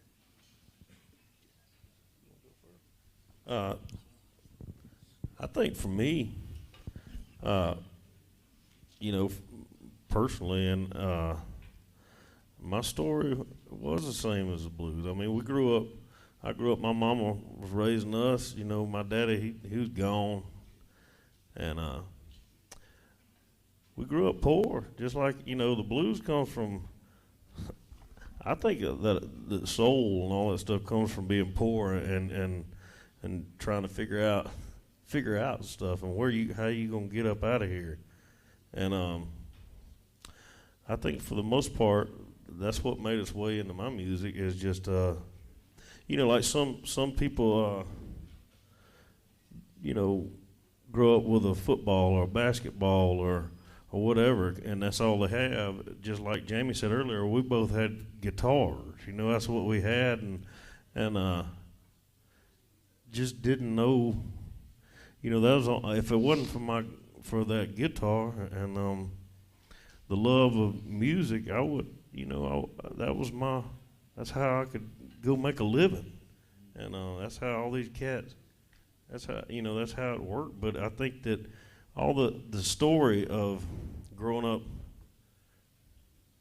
poor is a lot of what influenced our music and what, you know, found its way into the lyrics.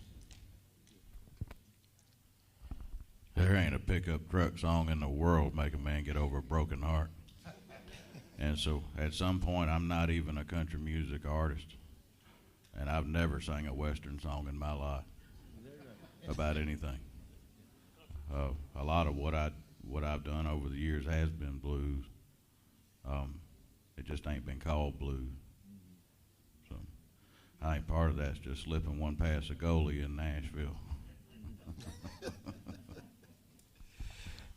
So now I know you guys, we're at the university, so I really want the kids to understand on the publishing end, because I know people kind of try to figure out, so how do I make money off this thing? You know what I mean? It's one thing to go out and perform, but you know, Mr. Cobb, I know you had a song that was performed by a lot of other people. So how did that impact you financially? And each one of you guys can just expound on that. You know, how writing a song actually impacted you financially. I know your song was done by a number of individuals, and I know we talked about how when you start receiving those checks and how big those checks were. You know, you got a check. So talk about that a little bit for me. Well, man, you come as such a surprise, you know, because I never expected this, you know what I mean? And that, after all that hard work and starving and going on, and then all of a sudden the checks started to come in, I said, wait a minute, I didn't know if somebody robbed something, sent it to me, and all that kind of stuff. But just, you know, it's a wonderful feeling, man, to feel that, you know, you have to admit this there. Would you have thought that Beyonce would be interested in your song? No. I never thought nobody would be interested in it because they turned it down when I first took it to a recording studio. Well, which is a testament. Most of the musicians out there are always looking for good lyrics. And so when I heard Beyonce doing your music, I mean, it wasn't a surprise to me. It just was a good song, you know. Well, it's just something that just happened, man. I never expected it. I was just doing something that's fast in time, and that's what it turned out to be. But I was just trying to write about my life. Yeah. Picking cotton and cutting, wood and just starving to death, just trying to survive. Yes, sir. You had a question, T.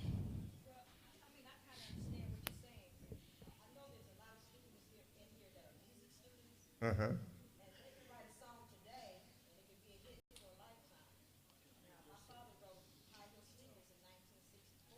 Okay.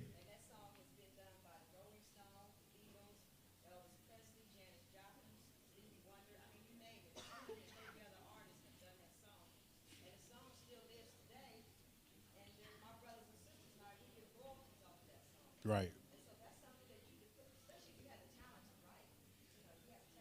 Mm-hmm.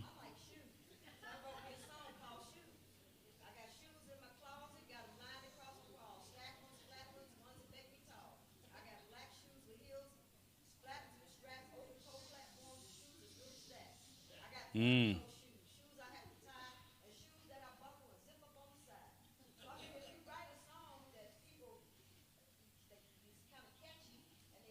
Yeah.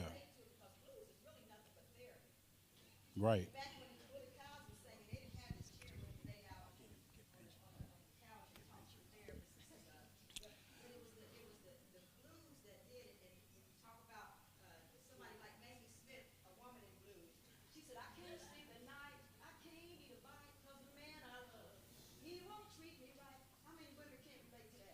Right. Guys too. Right.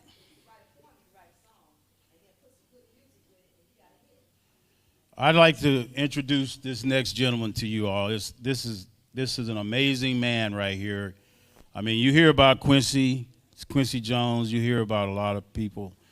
Mr. Benjamin Wright comes out of Greenville, Mississippi here. This man has wrote and arranged orchestration for Outkast, for Miss Gladys Knight. He's done movie scores and soundtracks around the world. He comes right out of the blues world of Mississippi. He's one of the baddest cats, Earth, Wind & Fire string arrangements. You name it, this guy here can write a string arrangement for a roach. If he saw a roach walking, he'd be like, boom, boom, boom, bop. Ladies and gentlemen, please, this guy deserves a round of applause for his contribution to the world of music. Mr. Benjamin Wright. My brother, I love you. Lend me $2. Thank you very much. I'm so happy to be here, and thanks to the Honorable Alfonso here, Alfonso, to invite me here. In terms of the blues, nothing else needs to be said. That's it. However, I'm listening to some of the panels and the whole bit, and I just feel that something needs to be said with all of these young people here. Okay, you got two wonderful cats here, got driving the planes and whatever. And nobody is addressing the publishing. Where does the money come from? Okay, we talked about the black artists and the whole bit from way back, and everybody's covering their songs. But collectively speaking, you guys ain't got no money. Where is it? Where is it? This is what the young people need to know about. You got a lot of creative people here. They're writing songs and the whole bit. The only thing they know is get it recorded.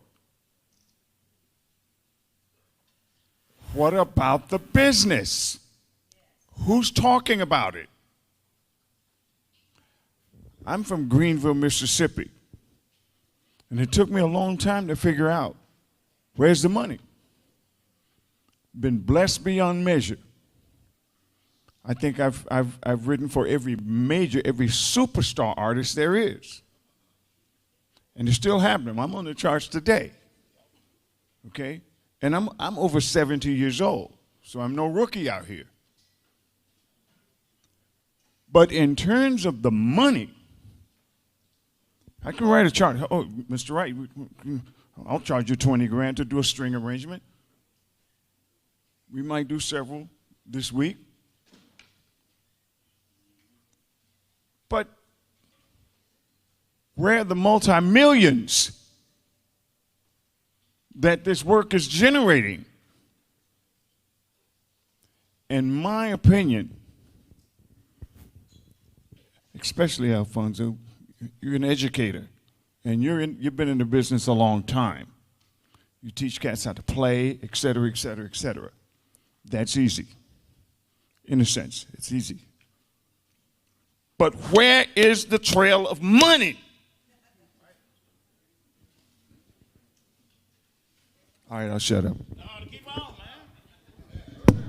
No, go ahead. Explain it. Explain. Don't get me going nonstop. Come on.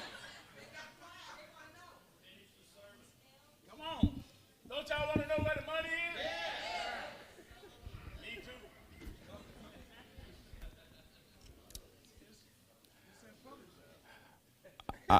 I want to give you just a small indication. You got two wonderful cats here who has really learned what the money was about, how to get it from the beginning. Okay? I wrote a song, Quincy Jones and James Ingram sang the song called Find 100 Ways. Okay. The song came out in 1981. Grammy, all of the other accolades and a whole bit. Here's a small indication. Today, my mortgage is $3,500 a month. My piece of the publishing from 1981 is still paying my mortgage today. That's just one song. One song. Just think about it. I didn't have all the publishing, just a piece. One song.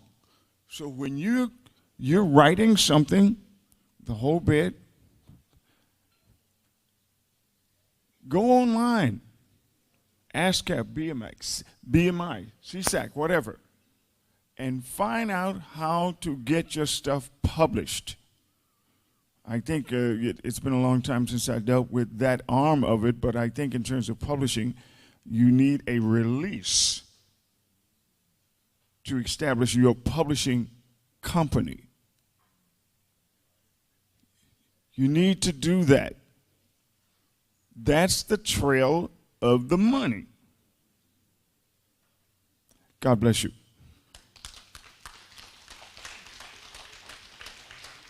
Let's give Tony Coburn a big hand. Randy Hauser, everybody. Jamie Johnson. You know, they talking about you playing some music. We might have to fix that up in a minute. But we're definitely going to be playing a lot of music tonight, Club Ebony. So before we, come on, guys, I want y'all to give them another big round of applause, everybody.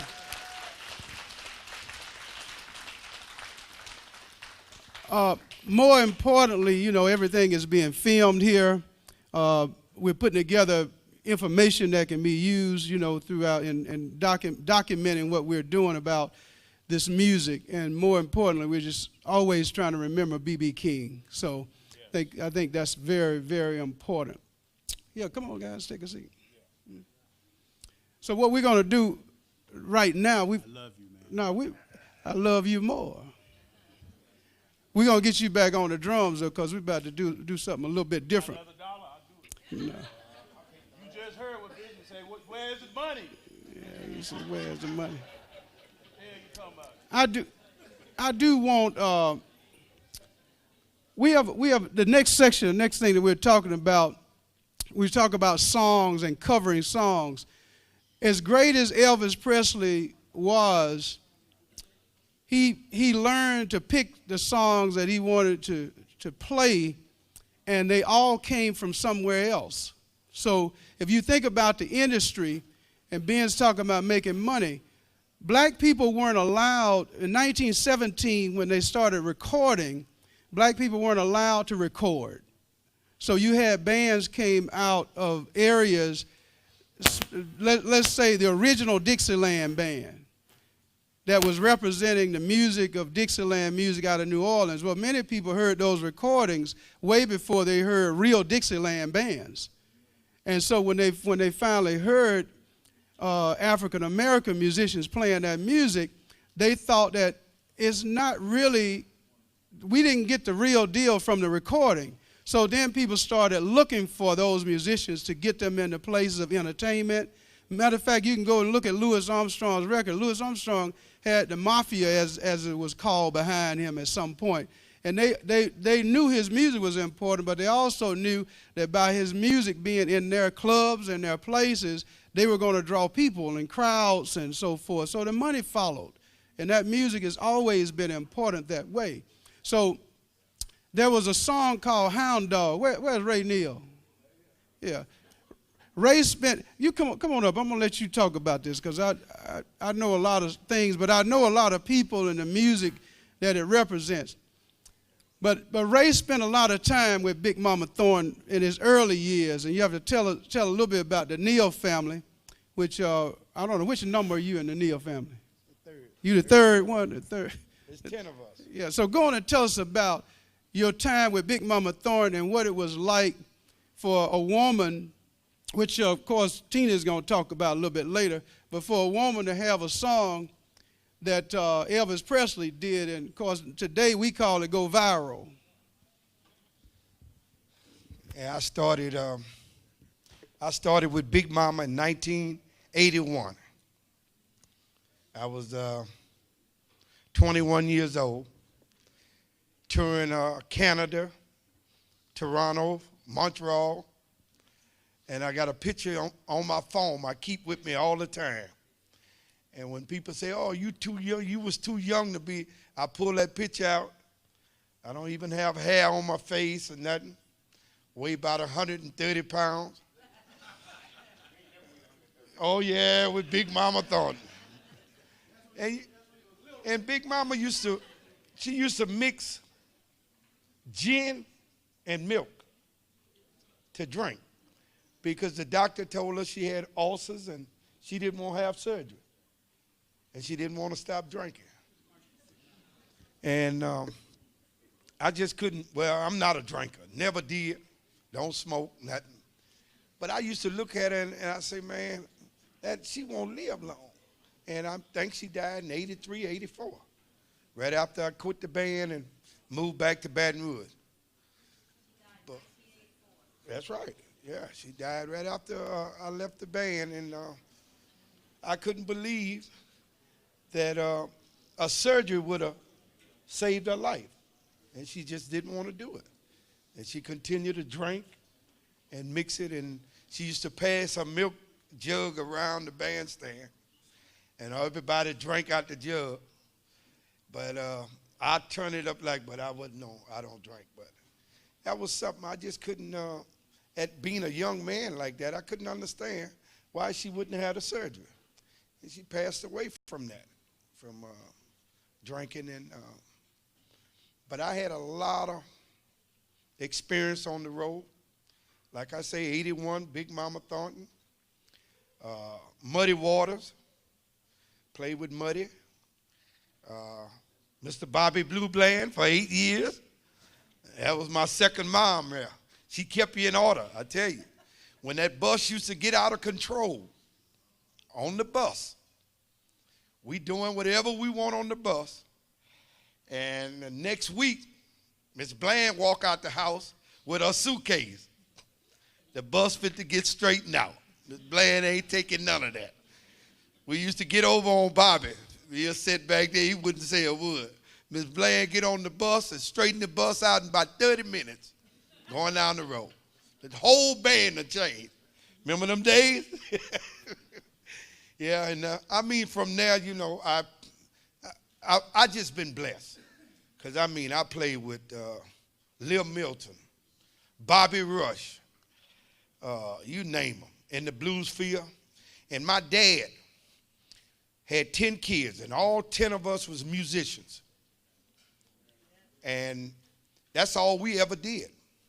Like I see guys, they talk about basketball and riding bicycles. We didn't have time to do that.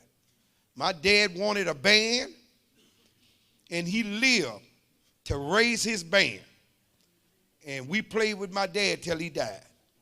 I mean, the whole band, he had one of the best bands in Baton Rouge. Harmon could tell you about that. Them old, they used to say them old Neil boys, there they come. But it was, we had a nice life in the music, and I continue to play. I probably do like BB, play till I die. Yep. That's Ray Neal. You got to come up and put this on this microphone stand here. Can you do a E blues? Yeah, I got him. Dick, you think I don't know what I'm doing? Dick is a good friend of mine. And how you get this thing out of here? Jimmy, you tore the bottom of the thing off of there. Come on up, man. We're gonna feature Deacon Blues. This is Dr. Clark White, everybody. University of Tennessee at Chattanooga. I'm retired. He retired. He said he retired, but I don't know that. He's been a professor up there at Chattanooga for years. I tell you what we do, Deke. Keep playing, baby. This is Sam Joyner. Let's give it up for Sam Joyner, everybody. Can you hear the piano out there? You got him. Now, I'm going to tell y'all a little story. I didn't intend to do this, but I'm going to tell you a story. There's a gentleman that I used to play in Indianola with when I was a little younger by the name of David Lee Durham. I was talking about David last night. But David, you know, he loved a lot of things. And Mickey, you know most of what he loved. Mickey said he don't want to talk about it. But David was on this campus, and he unfortunately that year, you know, he died. But when I was spending time with David, he would tell me stories about how it felt to pick cotton in the fields. And he said he would get a whooping. He said get a whooping. If he didn't pick 400 pounds, he said the plantation owner would whoop him, and he said his daddy would whoop him until he learned to pick that cotton to make that money. Well, David became one of the great bluesmen he got left behind. BB went on with his life and became international. David Lee stayed behind Indianola over there, but he played every Sunday Club Ebony. And he would tell stories. But one time I asked David, I said, David, what is the blues? And David looked at me, he said, Fonzo. He said, the blues is when you work all week long, take your money, bring it home, give it to your woman, and she turn around and give it to another man. And I said, boy, that's the blues the hard way, that baby. But he used to always talk about how the sun would shine down on him in the Delta. So this is what I wrote this lyric for David. That Delta sun keeps on shining down on me.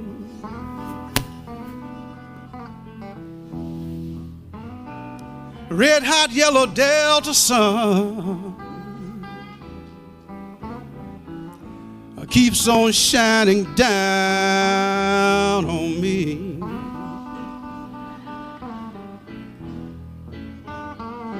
Lord, even in the midnight, even in the midnight. It's 95 degrees. And David used to say it like this. He said, you know what? I found myself working all day long. The hope of promised pay. He said, boss man, I ain't got paid yet. Found myself working all day long. All day long. The hope of promised pay. I got one.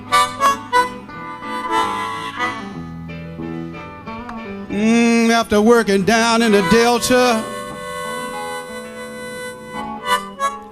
I just want to find me a cool, dry place. Somewhere I can hear Deep Blues play the harmonica. Somewhere like Club Ebony, y'all. Crack house woman. I had to leave that crack house woman alone. Y'all don't hear me, do you?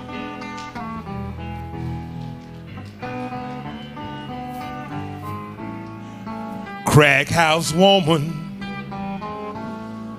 I had to leave that crack house woman alone.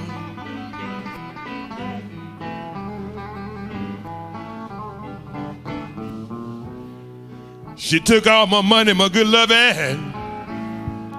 I looked around and she was gone.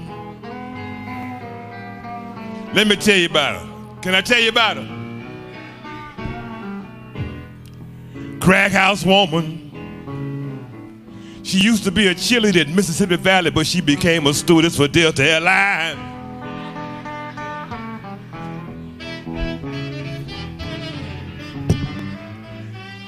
Crack house woman. She used to be a stewardess for Delta Airlines, but she went to the Valley.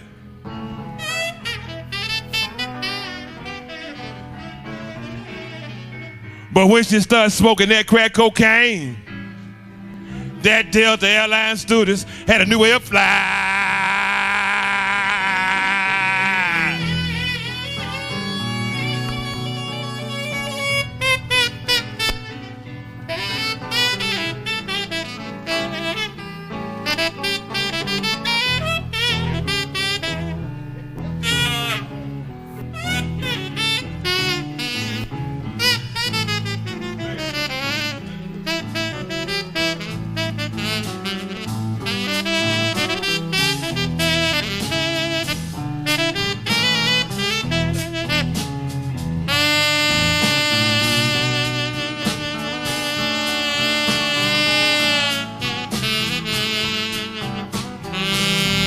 What about it, y'all? What about it?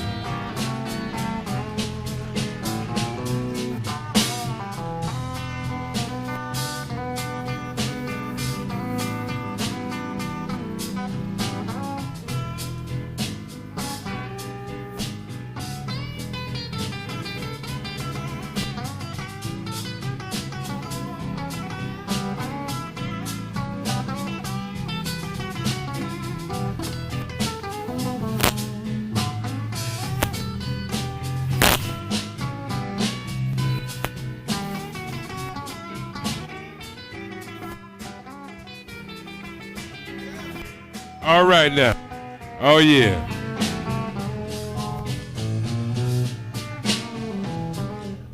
She got thrown out to rehab. They caught her with a stem. Now she back down on Auburn Avenue, working for a pimp named Sonny Jim. Crack house woman. I had to leave that crack house woman alone. I got 8 hits. She took all my money, my good loving, till a snake crawl on his knees, till money grow from trees. When a rat fly and a wino quit getting high. She took the title to my car one day I was at work, took my Corvette title and went out there on the highway and got $100 for it. She took my Nordstrom's card.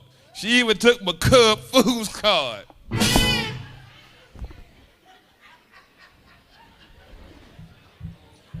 She took all my jewelry. I had $3,000 worth of jewelry. I didn't say jewelry, I said jewelry. $3,000 worth of jewelry. She took it to the pawn shop, and they gave her $50 for it. My children gave me a brand new electric toothbrush for Christmas. A Braun, you know Braun, they make some good stuff. She took the toothbrush and went over and traded for just 2 rocks of cocaine. I looked around. I looked around. I looked around. I looked around and she was gone.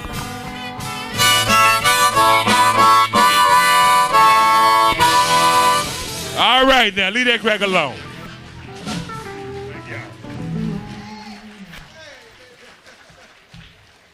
Well, you just keep on having more fun, y'all. That's all about. Deacon Blues, everybody. Deacon Blues. I got to get down on.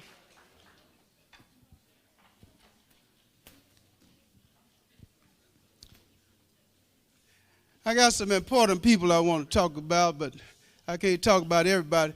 Is Margaret in here somewhere? She got a team of people with her trying to help.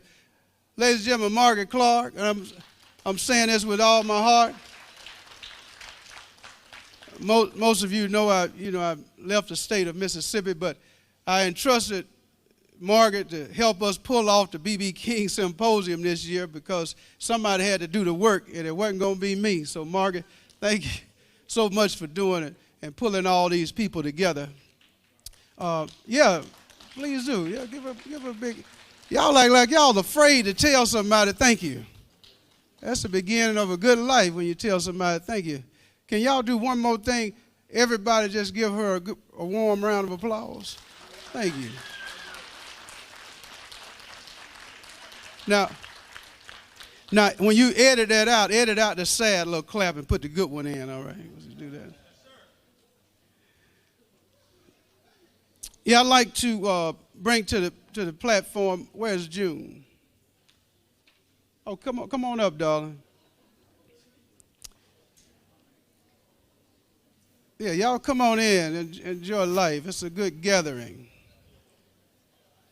Do you ever turn the camera around to just see the audience sometimes?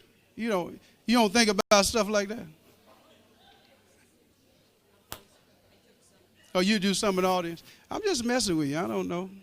Since we got TC been with his comedy act. Hey, y'all, how you doing? It's good. Good to see you. Well, ladies and gentlemen, June Renwick, I got to know through a good friend of mine, Justin, who moved to the Mississippi Delta. And I thought it was very fascinating that somebody was behind the scene trying to make clothing, for a lot of the rock stars. And after listening to her story and realizing how much time she spent in London area, I guess, in the, doing her thing. So you got her document there to read about her, but she's going to talk about some of the things that was going on during the time that the young Rolling Stones were running around when they needed a good pair of pants to put on. And she was in the background making those pants. So come on up, June. Let's give her a warm round of applause. Today, they always talk about it, but I think the clothing industry, they mark up clothes, nearly 500%. So when you get them on sale, that's about all they cost anyway. I go to Goodwill and the thrift show shops. You ready, baby? Is that good enough? Thank you. All right. No, thank you for doing it. Beautiful. It's my pleasure to be here. Thank you so much. And do you know yesterday? Let me get this around. Sorry. So you're talking too. Is that good? Yesterday? Yeah? Can everybody hear? Okay. Yesterday, I happened to be at a talk that Dr. Benjamin Wright gave to the students, some of the music students here. And what he had to say to y'all is just amazing, and I hope some of you are really listening up. These musicians here are iconic. This is your opportunity to really listen deeply to this. You may never get another chance again. So I've got to say that the blues were the most influential music of the 20th century. And that, as you've heard, that has infiltrated everything. And my part was fashion, but art, theater, of course, music. And so I'd like to talk a little bit about the clubs in London at the time. I was living there. Rose, who's going to talk to you later, was also living in London at the time. So there was a couple of clubs we all used to frequent. One was called the Flamingo All-Nighter, and that's because they were open all night. And I think, you know, I've never really studied the blues, but I sure heard a lot of it. And I think, I don't know where it actually started in England, but the English are mad for the blues and R&B. And at the Flamingo All-Nighter, there was an American Air Force base out in the east of England, and a lot of those African-American chaps, the flyers, would come into London on Saturday nights, and they'd bring their records with them. And they'd sell the records at the club, and we were all there. You might have to hold it up to your mouth closer. Sorry. Can you hold it? Sure. And just talk right in it, because they can't hear back there. Okay. But you have to point this at your mouth. Thank you. The chaps hanging out at the Flamingo All-Nighter and a few other clubs like that were, before they even made their name, it was the Stones, it was Led Zeppelin, it was the Pink Floyds, you know, on and on. You can just go down the list. You can Google all this. I never did because I lived it, but I started looking into it, and I can't believe the wealth of information out there. So you all can read that, but you have no idea what the feeling was like at the time. And that's what I try to impart to you today. And some of your speakers here, if you were listening up to them, these musicians would walk in a room, they'd feel the room. In London at the time, you'd walk out your door and you could feel what was going on in the roads in London. And that was really primarily due to music. And a lot of...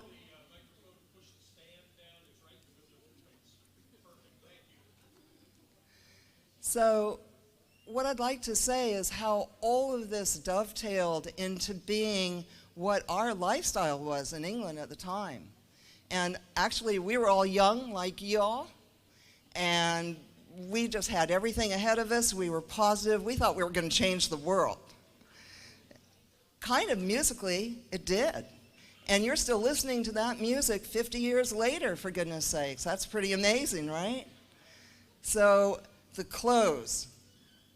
Everybody would walk up and down Kings Road, Carnaby Street, shopping on Saturday so they could go out to the clubs on Saturday night and look super fly. I was going around, as many of my friends were who were seamstresses. We'd go to all the, oh gosh, I don't know, kind of jumble sales, the markets, pull out silk kimonos, all kinds of old bits and pieces, go home and run up clothes and go out to the shops and sell them. We were just working at sewing machines all the time. A lot of the bands were coming out of art college. Oh my gosh, you know, I don't want to drop a lot of names, but for example, Pete Townsend just came out of art college with his wife-to-be, Karen. She was sewing clothes on her kitchen table. Everybody was coming around to the kitchen to be fitted for their gig that night. I mean, it was just, anybody could do anything. London was cheap to live in. Food was cheap. My rent was like £3 a week. That's $10. So, you know, we were all just winging it and having a blast doing it. I thought I'd be talking to Rose right now because she has some great stories. Where are you? Anyway, she was telling me, I've known Rose for 5 minutes. We had a great laugh. Rose was telling me about meeting Bob Marley. And I guess she and I both together, I mean, we were at every first gig of every single band you can think of that started in London. I don't know what else to say except, gosh, I'll never sew again. I know that. But yeah, we were sewing up. You know, first the denim thing came in. We were sewing up. Actually, to be honest, they would ship us over denim by the ton from prisons in America, probably prisons in the South, and we'd cut it all up, make patchwork clothes. It was sold all over Europe. Then the leather thing. We used to go down to Leather Market in South London and buy leather scraps. They were super cheap. We'd buy them by the ton.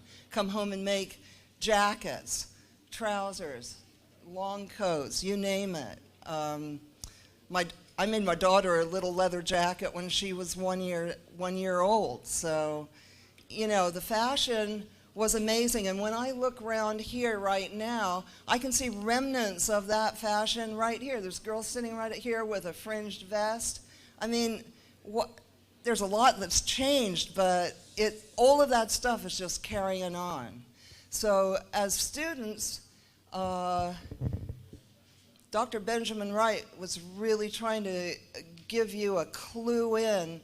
You are the future. You're going to carry this on after we're all gone. So pay attention.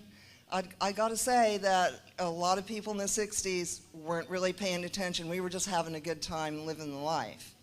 Now you've got the opportunity to pay attention here and really carry this torch on, and I hope you do. Thank you. Thank you so much, June, for coming all the way from, I want to go back to San Diego, I know that. Yeah. I want to take a few minutes to say, if you have not filled out a survey, please do so. It helps us.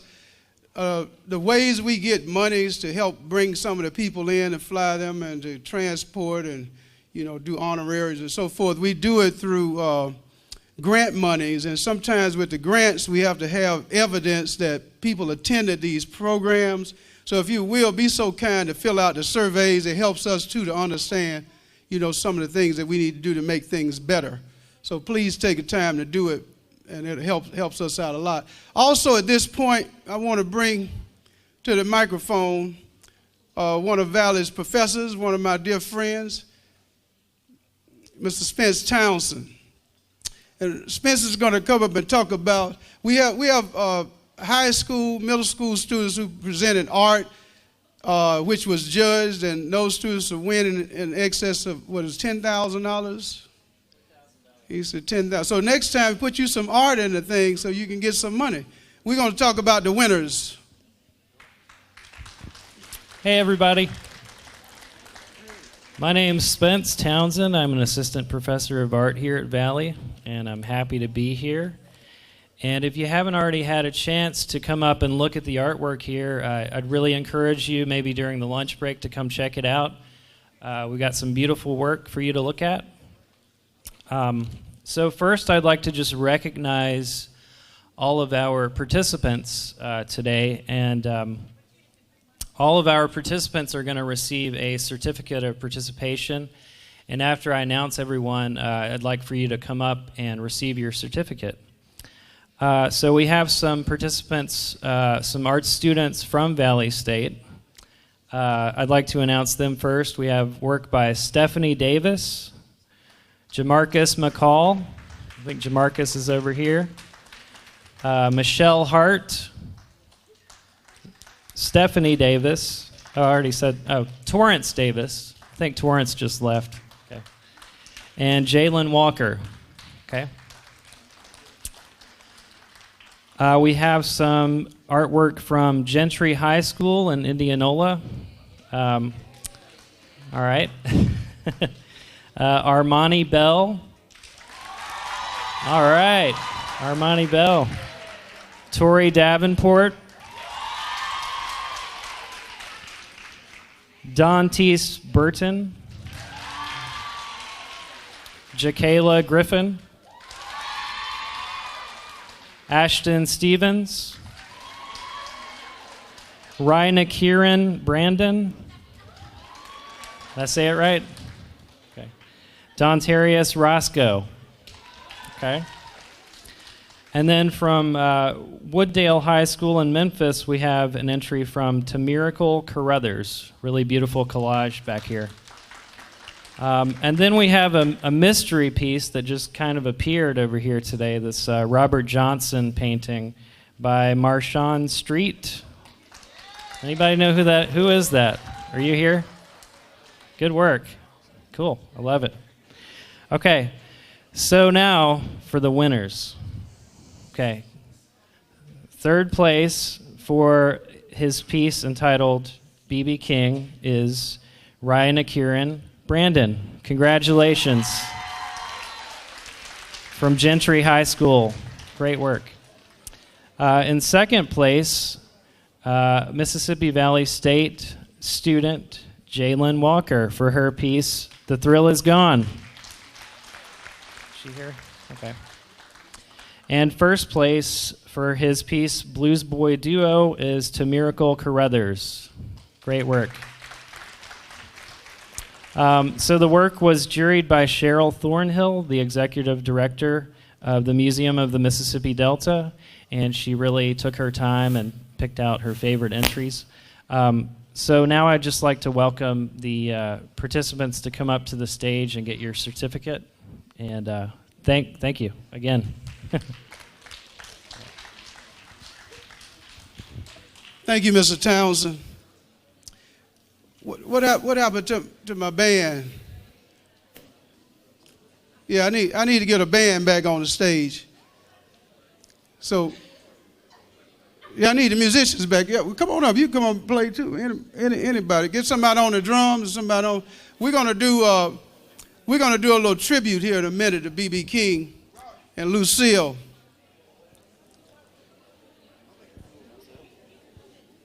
Ms. Whitfield, thank you for bringing those high school students.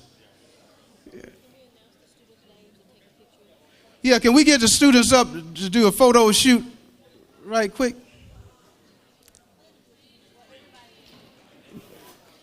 You need to call the art students back up. Yeah, all the people who presented art, if you come on up.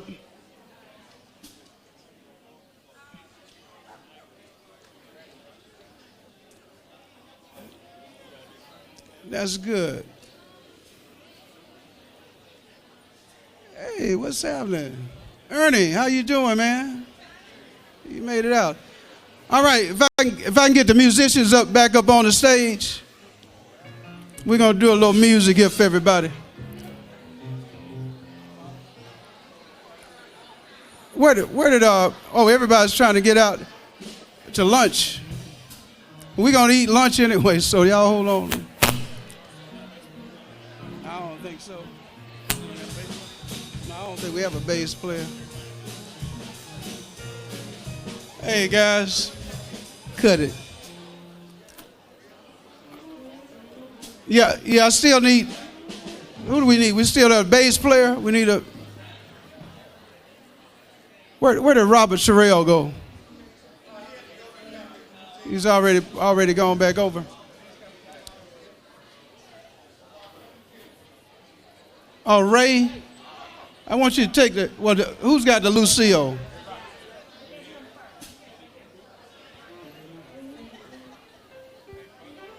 Oh, yeah, we got a bass player in the house. Once again, I want to thank you guys for coming out. We're going to get ready to take a little lunch break, but before we do, we're going to introduce Lucille, the guitar. Ray, put it back.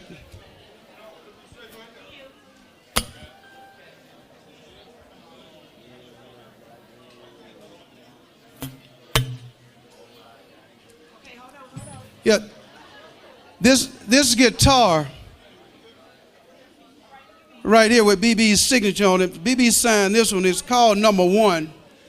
Well, BB had a lot of guitars that were offered to him by the Gibson Company. Some were made for specific purposes. And the museum titled this one Number One. And it was given to the museum in 2008. And there are only a few select people that ever got a chance to play this guitar and even touch the guitar. So I'm very fortunate to have it in my hands. And as you've seen, Ray Neal has been one of the people in BB's life that BB entrusted his guitars to. So he's been very fortunate to do it. We got a mixture of guys on the bandstand. Y'all got it together? Oh, well, wait a minute now. I got to unwind it here. Can you see it? That's good. Don't forget me now when I need to take a picture here. Can everybody see the little short man on the stage right there with the hat on? DK, we giving a young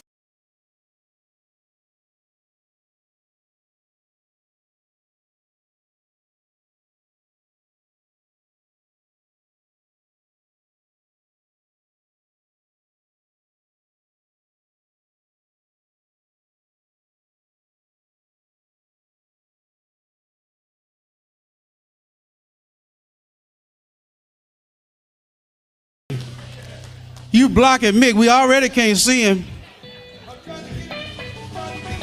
Yeah. If you want to do yourself a favor, I don't know who said that in a music line. If you want to do yourself a favor. But anyway, Mickey Rogers, you should look that name up. One of the great musicians that came out of Mississippi. What happened to? Is Cheryl? Cheryl, you left your horn? You fired, man. Ladies and gentlemen, the great Cheryl Holly. Yeah, he's with the Dorothy Moore's band. Yeah, been playing sax around the world with Dorothy Moore for years. Are y'all ready? Hey, y'all ready? You ready, house dog? Yes, sir. All right, let's see what you got then. You ready?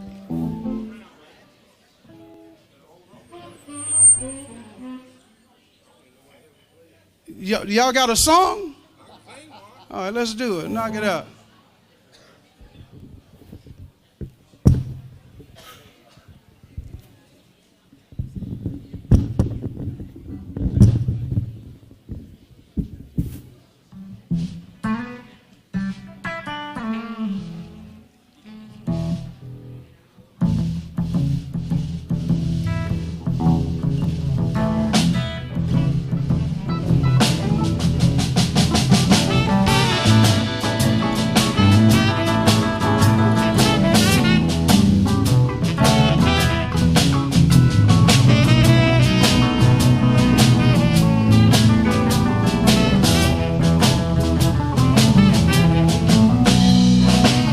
See my milk cow, babe.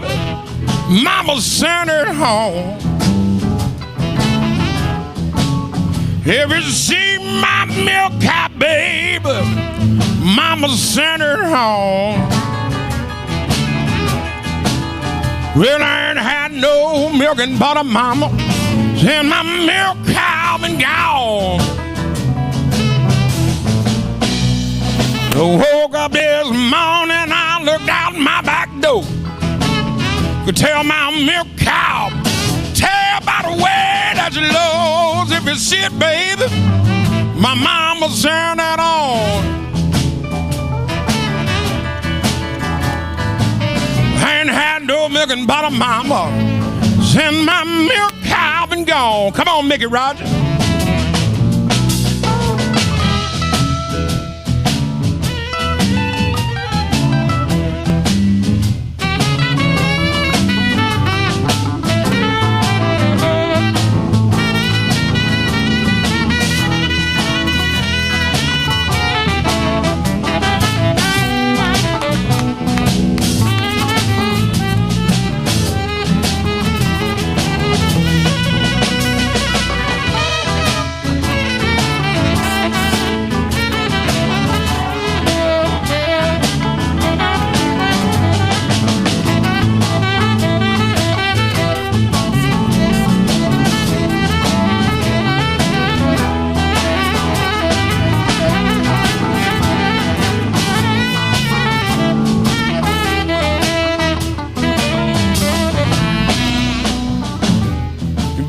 stop your crying, baby. You gotta leave me alone. Don't believe I'm leaving, mama. Count the days. I'm gone. You're gonna need it, mama. You're gonna need my love some. Well, and you're gonna be sorry, baby. Lord, Lord, you treated little John this way.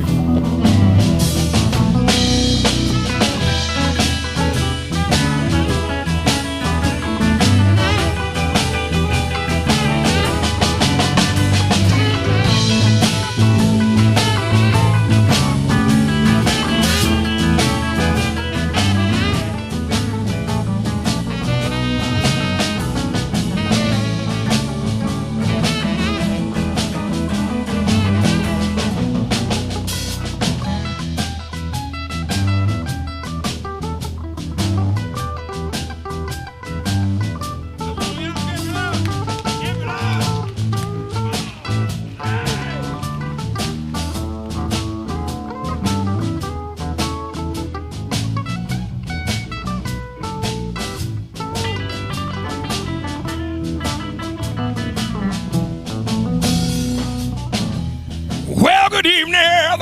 Don't that sun look good going down? Well, good evening, baby. Don't that sun look good going down?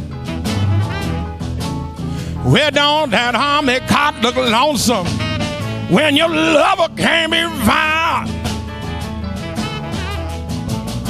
Sail on, sail on. You got to sail on, baby, sail on. Sail on.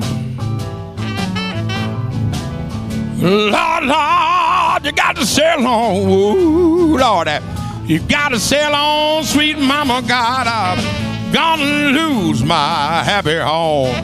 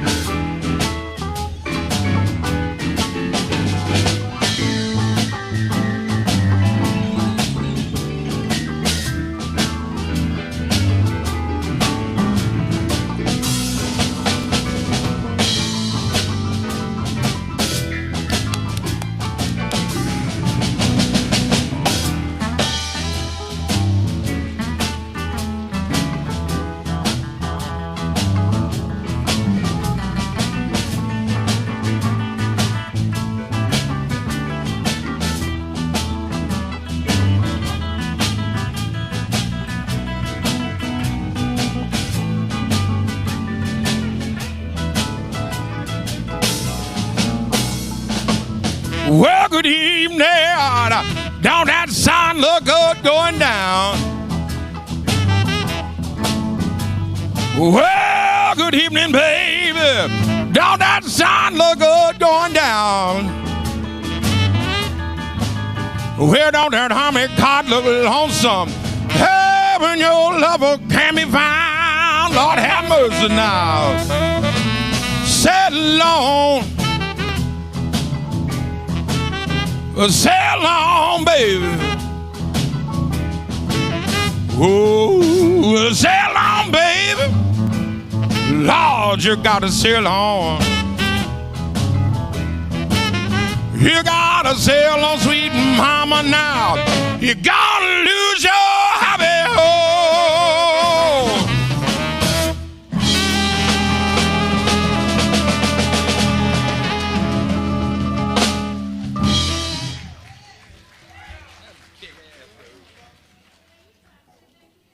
Yeah, let's give it up. I got Jimmy. I got an echo and we got effects on it. Yeah, we about to take a lunch break, everybody. we got my audience leaving, so I was going to try to introduce y'all to somebody who was going to say a little something to everybody. But we'll still have it on video, on film. And maybe because we are ahead. What happened to DK? Oh, you right behind me. Come on up, DK.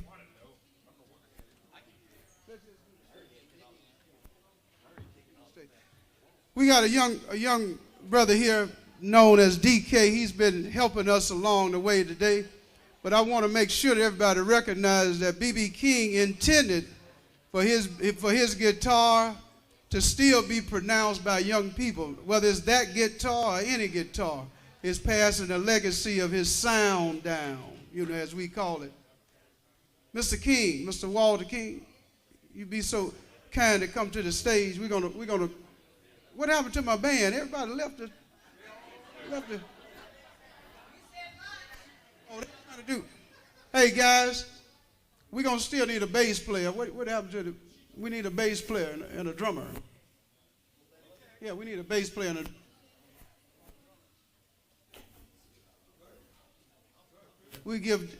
Since we get this on film, we need DK to do this guitar thing.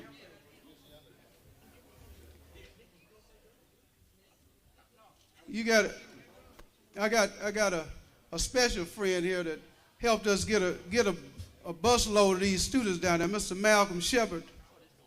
Yeah, he's been so kind to share his pocketbook with us to help get these students into the building. And thank you, Malcolm, for your kindness. Also,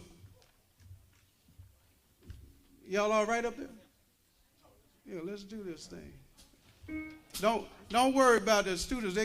When their stomach say go eat, they just leave. I don't know what happened. Oh, you say you understand. But we're gonna close out before the lunch break with DK doing a feature thing on Lucille.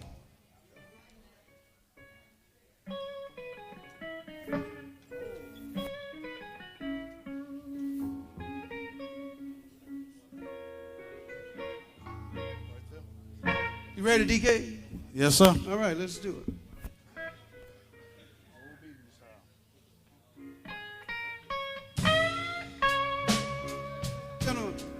DK on Lucille, everybody.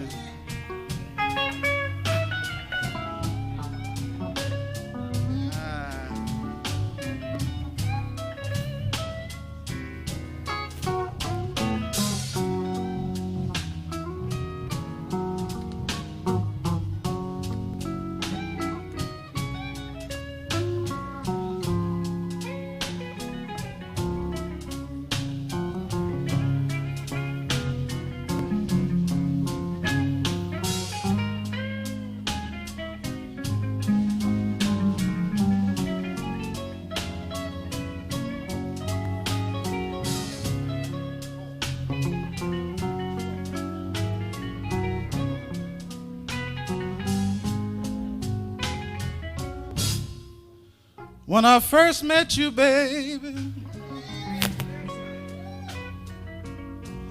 you was just sweet 16.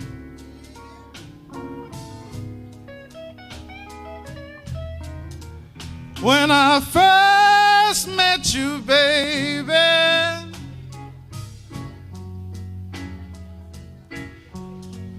you was just sweet 16.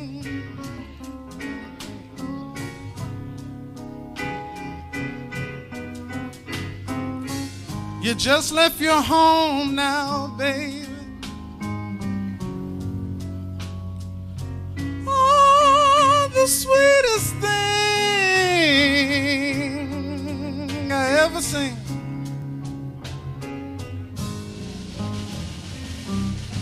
But you wouldn't do nothing for me, baby. You wouldn't do anything I asked you to.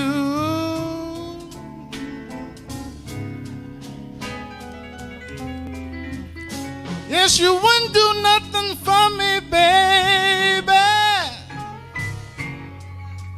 Oh, you wouldn't do anything I asked you to.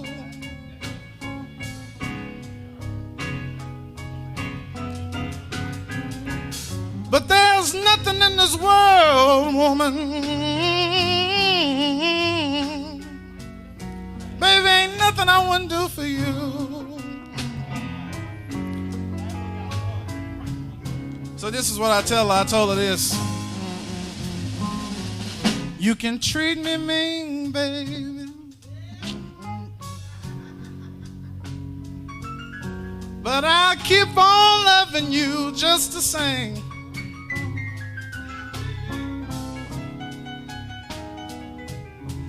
Yes, you can treat me mean, baby. Oh, I keep loving you, keep on loving you just the same.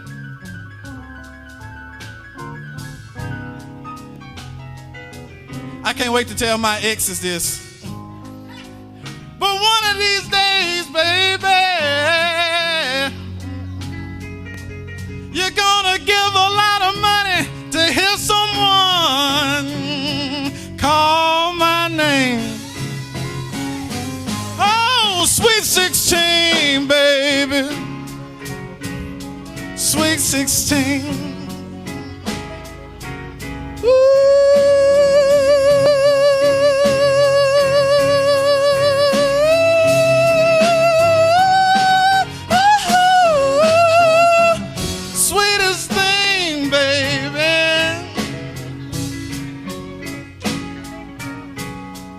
The sweetest thing I ever seen.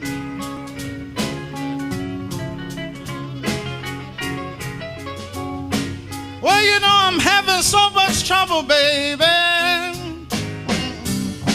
I wonder. Yes, I wonder.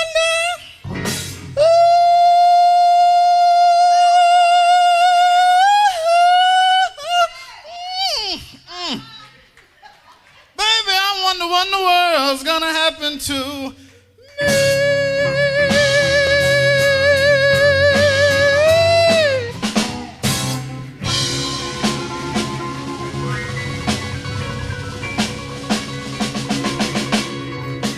Let's give it up for DK, everybody.